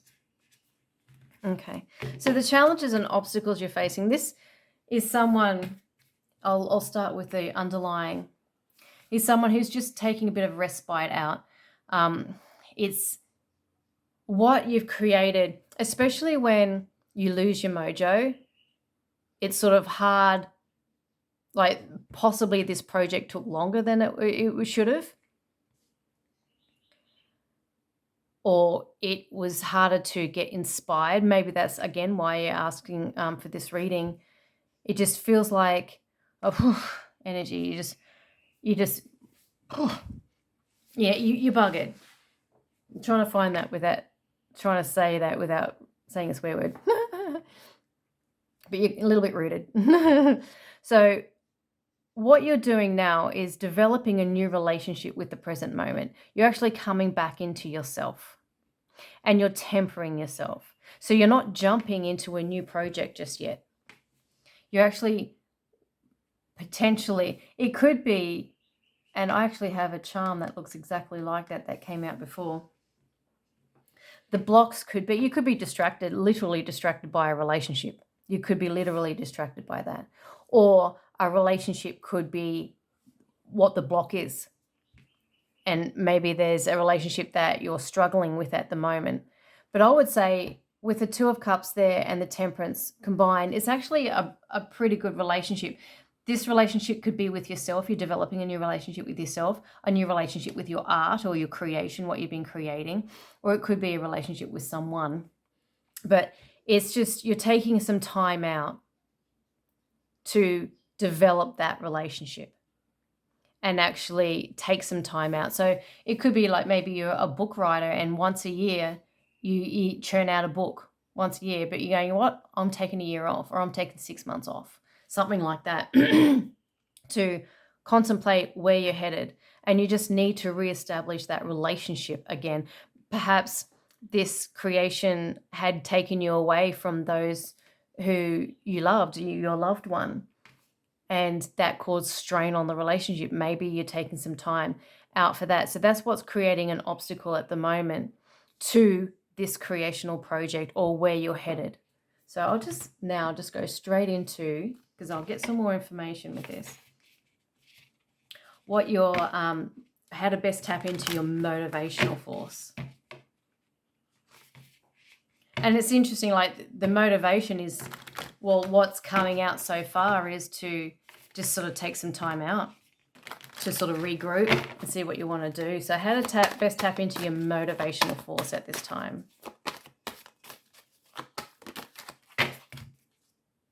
Revealing radiance. That came out in the last one. So if you're attracted to pile 2, you might want to have a look at that, but that came out as well. No, both cards came out. You saw me shuffle that. I shuffled that. Both those cards came out in the last reading. Wow. I love tarot. So stand firm. Like what, and I'm going to put it in perspective of this reading. And I actually believe it was the motivational force for the last read as well. Except, I can't remember which one was underlying. But stand firm with whatever makes you feel good, whatever lights you up. This is a different meaning in this reading, but it just blows me away that both these cards, I only pulled 2 cards, both these cards come out in the last reading. Revealing your radiance, like you've revealed your radiance in that art. Stand firm with that. Stand firm with yourself, whatever, and let that be your motivating force with regards to where you're headed next. What is it that lights you up? It used to be this project. It used to be that, but now it's no longer doing it for you in the same way it used to. So when moving forward, what's going to motivate you is what makes you feel good, what lights you up, what lights the world up, what lights people up around you, whether that be art. Maybe you want to go into teaching it and seeing other people get inspired by art, for example. That might be what lights you up. So whatever reveals your radiance, and you know that you're revealing your radiance because you're in it, you're feeling it, and it feels amazing. You're in the flow, you're in that temperance. Perhaps this relationship might actually help bring that out. This relationship that you're developing, whether it be with the present moment and whether it be with the universe itself or your higher self or with someone else, you are taking time out to reestablish that relationship through that relationship once. And that is an obstacle, a block that you're having to do. Maybe you're just used to go. And now it's going to be a bit of a challenge to take a step back and temper yourself and take some time out to actually reestablish that relationship with either yourself or someone else. But I would say it's most likely, it could be both, but it's most likely a relationship with yourself and revealing that radiance. What is it that gets your heart going?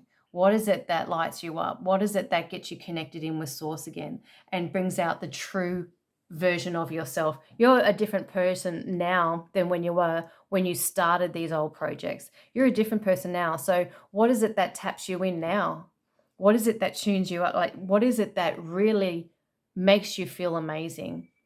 And then start there. That will motivate you into action. That will actually make you feel like you want it. That's what's going to push you. It also feels like an inspirational force as well. But standing true to that and committing to it, committing to do what makes you feel good when moving in this new direction in, say, your career or your hobby or whatever it is that this represented, moving in a different way, a different expression of this same thing. Like, you know, if art was how you made money, so now you're going to make money teaching art, for example. It's the same sort of career opportunity, for example. So you're finding another way to do that. So, but it can feel like you're starting at square one, but you're not, because you started at square one when you started that. You've got all that experience under your belt. You're starting at square 100 and you're starting there knowing how to do this all again, but with something else that lights you up now, because you've become a new person as a result of going through this. And going through this is awesome. There's nothing wrong with this at all. It was absolutely beautiful process. You just now are ready for something different and you want to figure out what that is. So what is going to motivate you is what is going to light you up. When you're doing that thing that lights you up, it's a natural motivator. So usually the motivational force is like the stick, the things that, sort of encourages you to move forward, encourages. But I would say with you, you know the creational process. You've done it before. You know the best way to move forward is to do things that radiate from your heart and operate through your heart. And I feel that if you did another project in that way, it wouldn't be as good. And you know that. And you want to keep the quality high. So now you're going, okay, how can I still express my true version of myself, my highest self, my heart, my soul, but in a different way, through a different expression?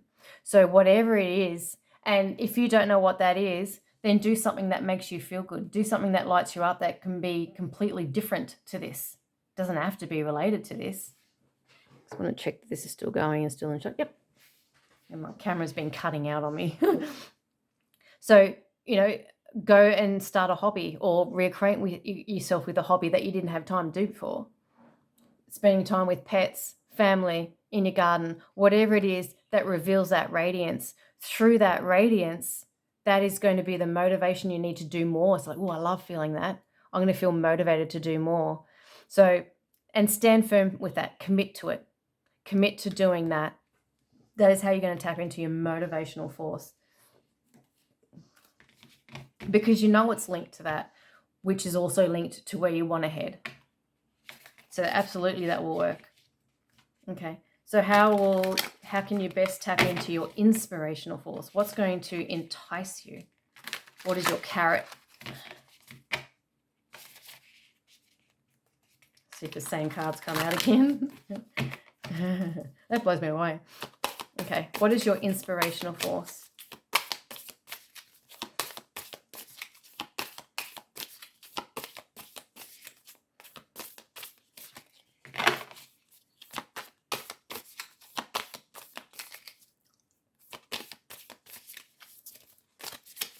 What is your inspirational force?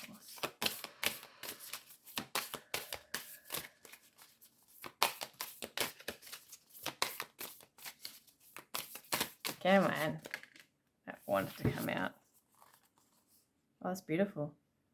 Not so black and white. And I feel I want to get another one. Definitely, too many. Definitely art has a play in this. Or colour.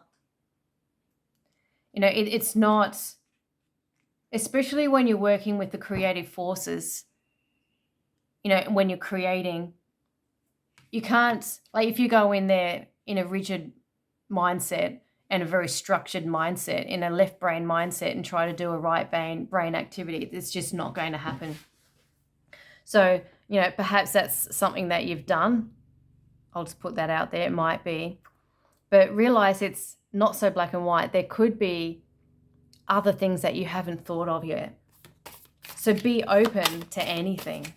But I do feel I need to get just one other and then underlying. But, a zebra is normally black and white. So be open to doing things differently to how everyone's done them before.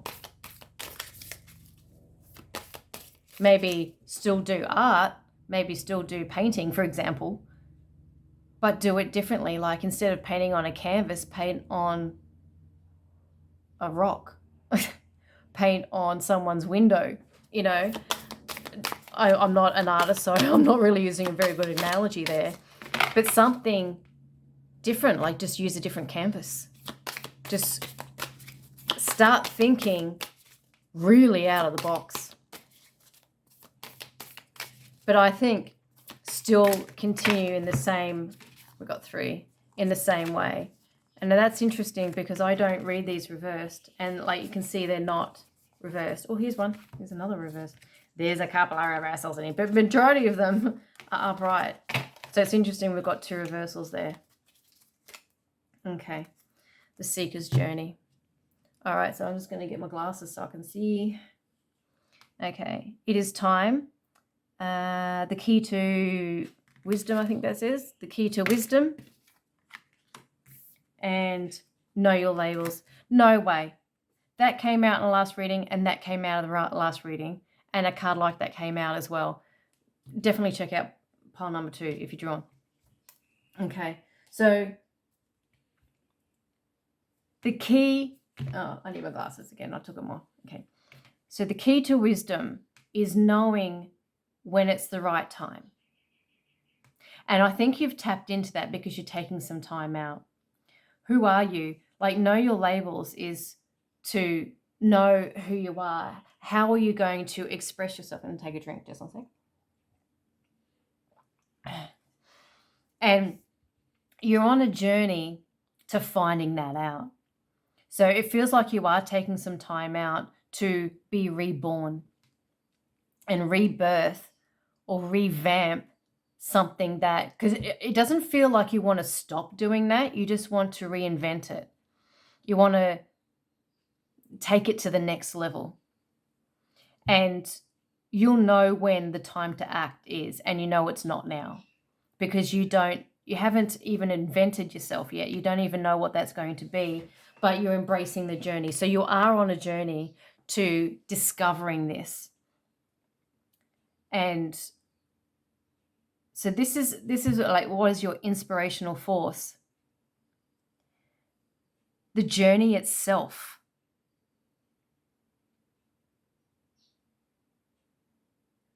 And this is like knowing your label. It's got like a phoenix theme to it, as well as a crow and a bat. It has quite a few different elements in that.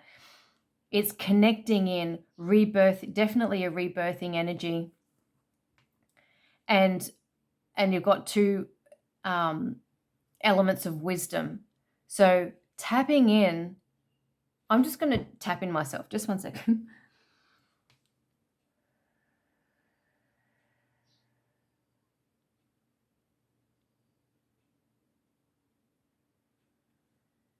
What does a crow mean to you? I'm actually going to have a look at Know Your Labels.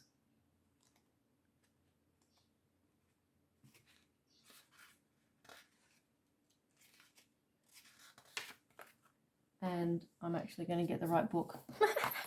Know Your Labels. Okay, here we go. Humans are multifaceted beings. We have more facets to our nature and personality than the 𝓦𝓔𝓛𝓒𝓞𝓜𝓔 𝓤𝓚𝓐, which I think this must be, has scales and feathers. To some, 𝓤𝓚𝓐 is a divine messenger, which the crow is seen as well, while others see him as a demonic being. Who can say that either label is accurate? Nobody but the 𝓤𝓚𝓐 himself knows for certain. The 𝓤𝓚𝓐 says that some of his labels are he, him, oh my God, dragon, chimera, harbinger, messenger, guide, celestial, magical, divine, ancient, creative, innovative, critical, impatient, noisy, stubborn, gregarious, insistent, persistent, demanding, devious, manipulative, cunning, and absent-minded. And the list is incomplete. Oh God. Forever changing, 𝓤𝓚𝓐 is more than the labels he has offered. And if you have noticed, some of the labels he embraces are negative. 𝓤𝓚𝓐 chooses to be truthful about his nature, for the 𝓤𝓚𝓐 is also whole, authentic, and honest. He explores his nature. So, it could be, about exploring the darker side, and expressing the darker side of humanity in some way and acknowledging that, putting that out there. He explores his nature. He knows his strengths and weaknesses. He accepts that he has a shadow side, that he is a little bit naughty and not always nice. He also knows that he's predominantly kind and gentle. 𝓤𝓚𝓐 knows his labels, and that makes him powerful. He knows who he is, and because he knows who he is, his feathers do not get ruffled when others try to define him or limit him. He understands that there are times when the labels others use to define him are accurate, but also they are not all he is. By knowing his labels, 𝓤𝓚𝓐 knows he will never be what others expect him to be. He will always be more. Do you know your labels? So it's also about, so what is going to be the inspirational force? And this is what's coming through, is to know yourself. Again, this is very similar to pile number 2, where when you tap into yourself, your higher self, but all of yourself, that's when you're going to get the idea come through. Look at all, not just the colorful sides of yourself and the pretty, happy, joy artwork, but also look at the darker sides of life and address that and honor that aspect of yourself. That is going to be where some answers are going to come through, and that's where you're going to be inspired to go. And now is the time to actually look in that. So maybe look at some shadow work. Maybe that's why you've taken some time out, and and it's not saying that you're bad or humans are bad. It's just saying we have, boobies. What about that? Let's see. Apparently YouTube doesn't like boobies, and I've had it in the whole time. But anyway. I'm too new a channel. YouTube's not going to care. So, but going back to this. Know thyself. So I think in addressing that and accessing that and honoring that aspect of yourself, that is where your inspiration is going to come from. That is where the wisdom is going to come, and it's now time. And once you get that information, then you'll go, got it. Now I know where I want to head, and it's okay to do that. Not everyone's going to understand it. It's going to be your new journey. It's sort of, showing the entire palette of colors. You don't just use the primary colors. You've got a whole palette of colors. You've got the dark ones, you've got the browns, you've got the blacks, you've got the grays. Start using them as well. Maybe even start using them more in your paintings, if painting is your thing. I'm just using that as an analogy. But just start expressing yourself in different ways can be to exploring different avenues of your personalities, or different avenues of life itself, or for humanity itself. So now let's have a look at how you can use your imagination. So because you're a very creative person, incredibly creative. So your imagination, you're not going to want to know how to spark it, maybe spark it again, but you absolutely know how to use your imagination. 100%. So let's just see how you can maybe spark it again, maybe working in with this.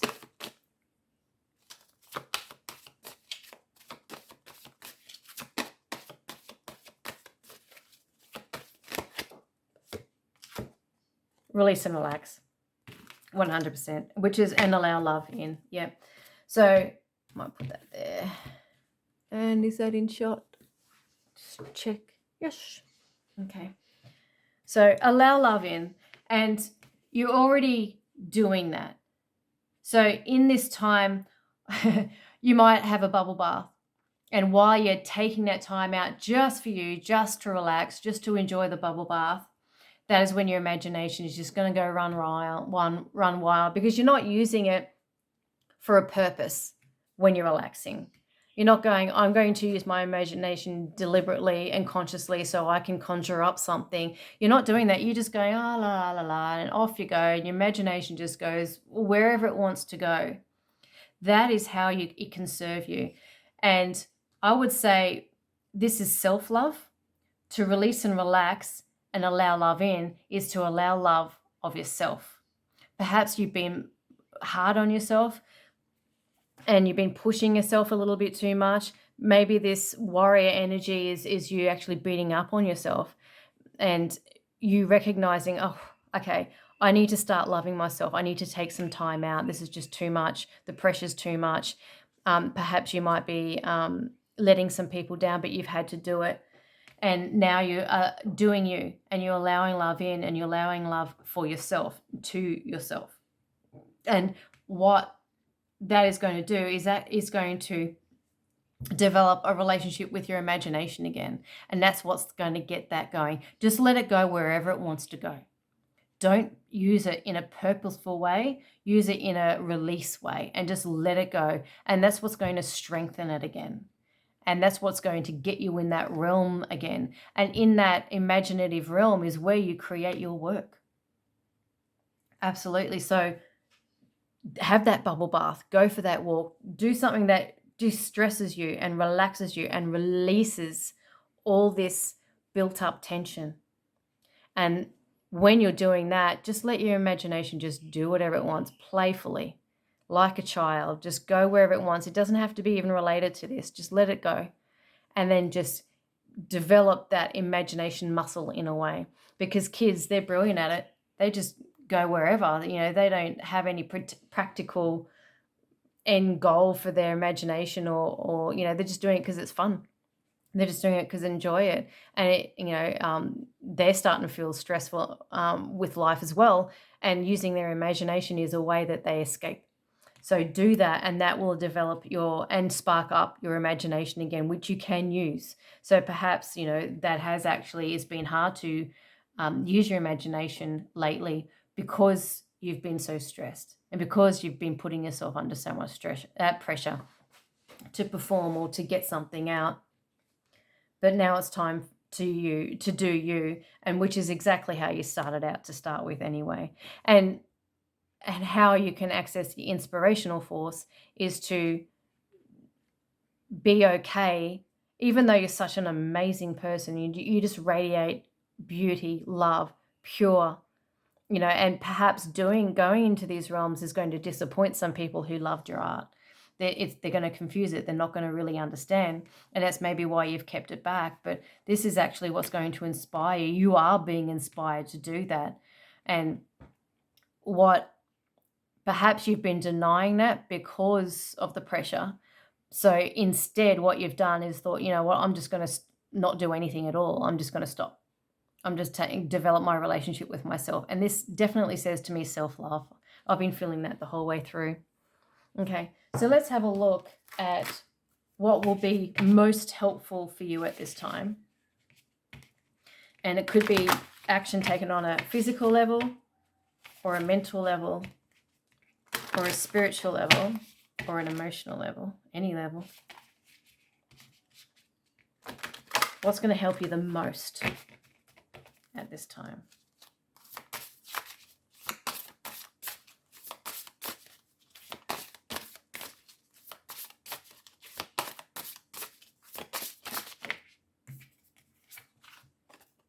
Originality. Yep, blaze your own trail. Perfect. Absolutely perfect. Okay, Dolphin, don't worry, be happy. Do things that make you feel good. And that's in shot. Okay. So Again, especially here, not so black and white, and originality, be your own, blaze your own trail. So this is about you this is a time for you to just really exhibit who you really are and a little bit of your dark side. And what I'm thinking of is Johnny Depp in his early days. He was sort of, the golden boy. Everyone loved him. He was sweet and pure and, and innocent and all that sort of stuff. But what he really wanted to show was he had a darker side. There are more sides to him.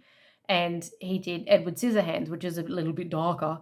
So that's what he wanted to do. He wanted to present that aspect of himself as well. Because when you're showing only the pure aspects of yourself and that's all everyone sees, you actually have to live up to that. And that's not easy to do on a continual basis. So it feels like what you want to do is just say, what, that other side's to me. And I'm not always happy, happy, joy, joy. Comedians feel that as well. They're always supposed to be funny and on the ball and witty and making people laugh. But quite often comedians are the ones who are quite depressed because they're forced to always have to be funny and make people laugh, and they feel that they're letting people down if, they're having a down day or a depressed day or they're not feeling all that crash hot. So, that could be what it is. So maybe, if you are a comedian, it could be changing your humor into something a little bit darker, sort of tapping into the darker aspects of humanity and bringing light to that, because you are a light bringer. It's not as if you're going to go really, really dark, and I won't go down that track, but it's just letting people know that there are different shades to you and bringing that through your art or bringing that through your creation, bringing that through your comedy or whatever creative project that you've been doing up until now, bringing a different essence to it and to help balance that out a little bit and just be completely original, left of center, something different. You've already got a platform. You might lose some people, but they've just got to get used to changing because this world is changing. So let's just have a look at now just what will taking all this advice do for you. How can it benefit you and maybe give you a glimpse into what the outcome's going to be?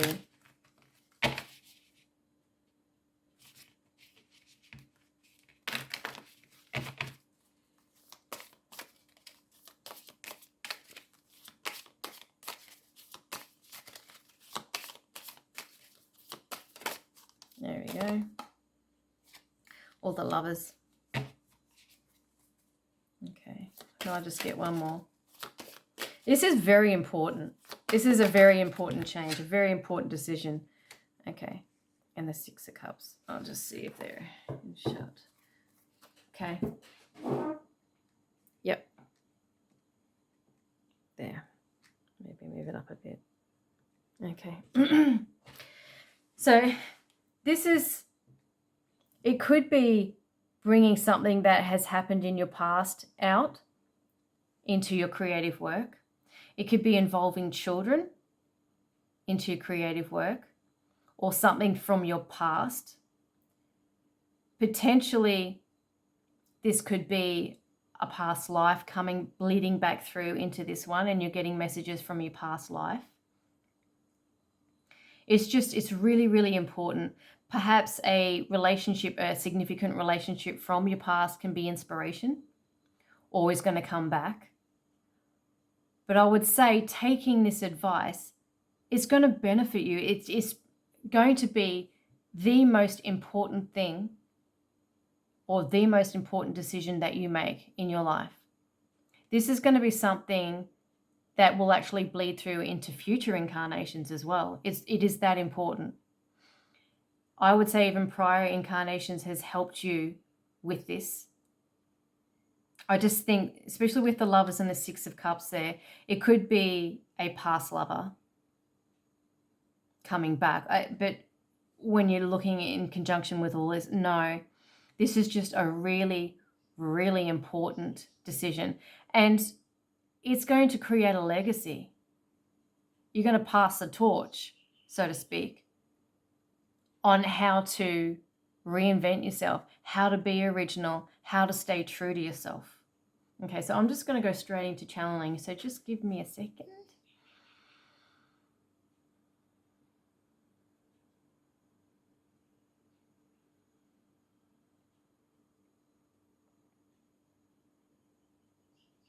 The number 6 could be important as well. 6 is a very strong creational number. Nikola Tesla swore by the numbers 3, 6, and 9, but mainly 6. And you got the 6 of Cups there. It's a very strong creational energy. So maybe the number 6 has some meaning to you. If you want to look at that, that can be a darker side. But again, in saying that, you're going to bring light to it. You're going to show the world the darker side that we all ignore, that we all pretend isn't there, that we all suppress. And you're going to say, look, we have to see it. We have to acknowledge it. And if you don't do that, it's going to continue messing up your life. So if you acknowledge it and then bring light to it, not make fun of it, but bring light to it, bring the light of your consciousness to those shadow selves, then they no longer have power over you. That is the message that you can bring to this world through your art or through your creation.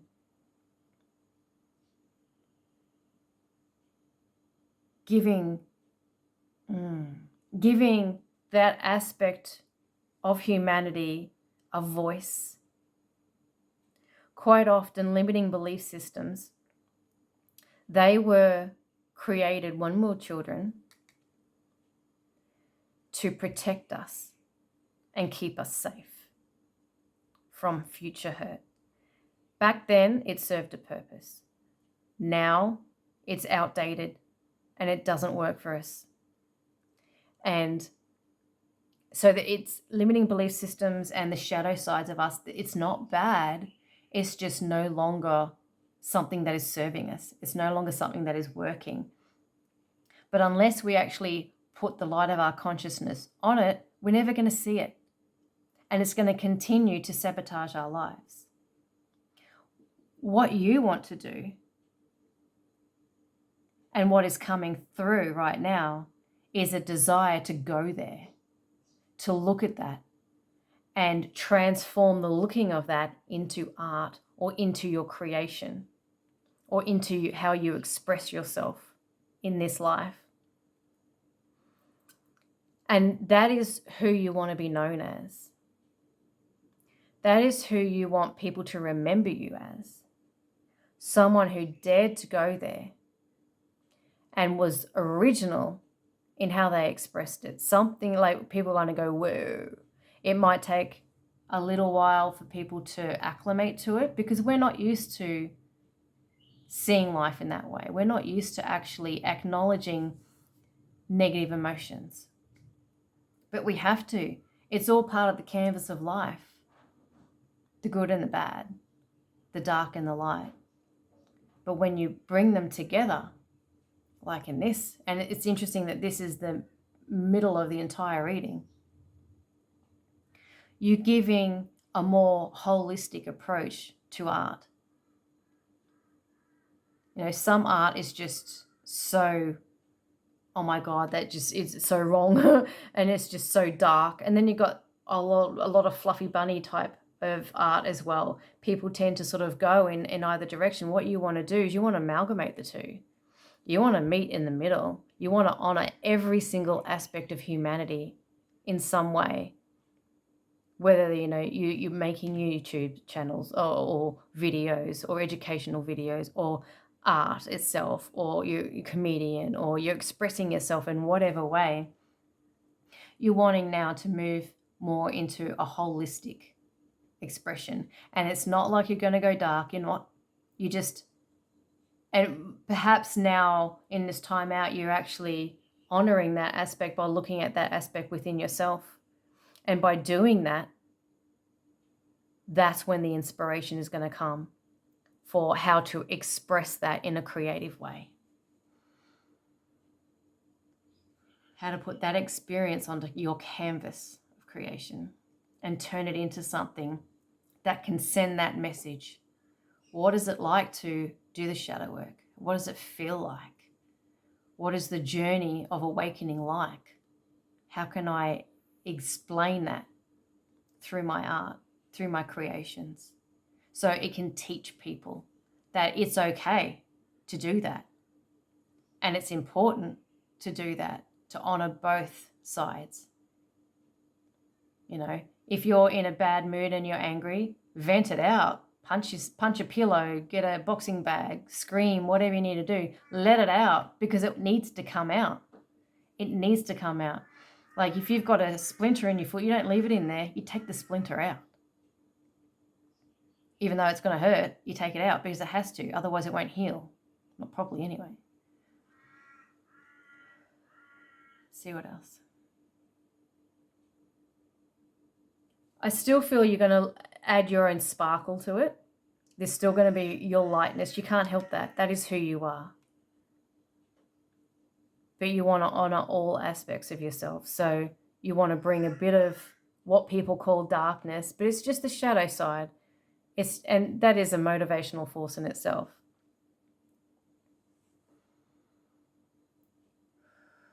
Is there anything else? No, I think that's it. So take some time out, just do you, relax, let your imagination just flow, just develop a relationship with your imagination again, develop your relationship with the shadow side. That is where the answers are with regards to where you are moving next. Stay true to who you are, all aspects of yourself, and trust that you're not going to lose that light by going into the dark. Your light is going to illuminate the dark. Don't keep it to yourself for much longer. And just do things that make you feel good. You're original and you're meant to be. We don't want more clones. We don't want more sheep. We want originality. We want trailblazers, and that's what you are. And you express that through your art. You're going to create a legacy of being that person. Create a new label for yourself. And that's how you do it. Oh, okay. Well, thank you very much. Hopefully this resonated and helped. If it did, please let me know. And in the comments, put a like, click on like. If you have any ideas of any future reads you'd like me to do, again, put that down in the comic or send me a interesting comments, or send me an email and I'll absolutely do that for you. But until next week, when I publish my next video, which I'll do, I'll say bye. Thank you.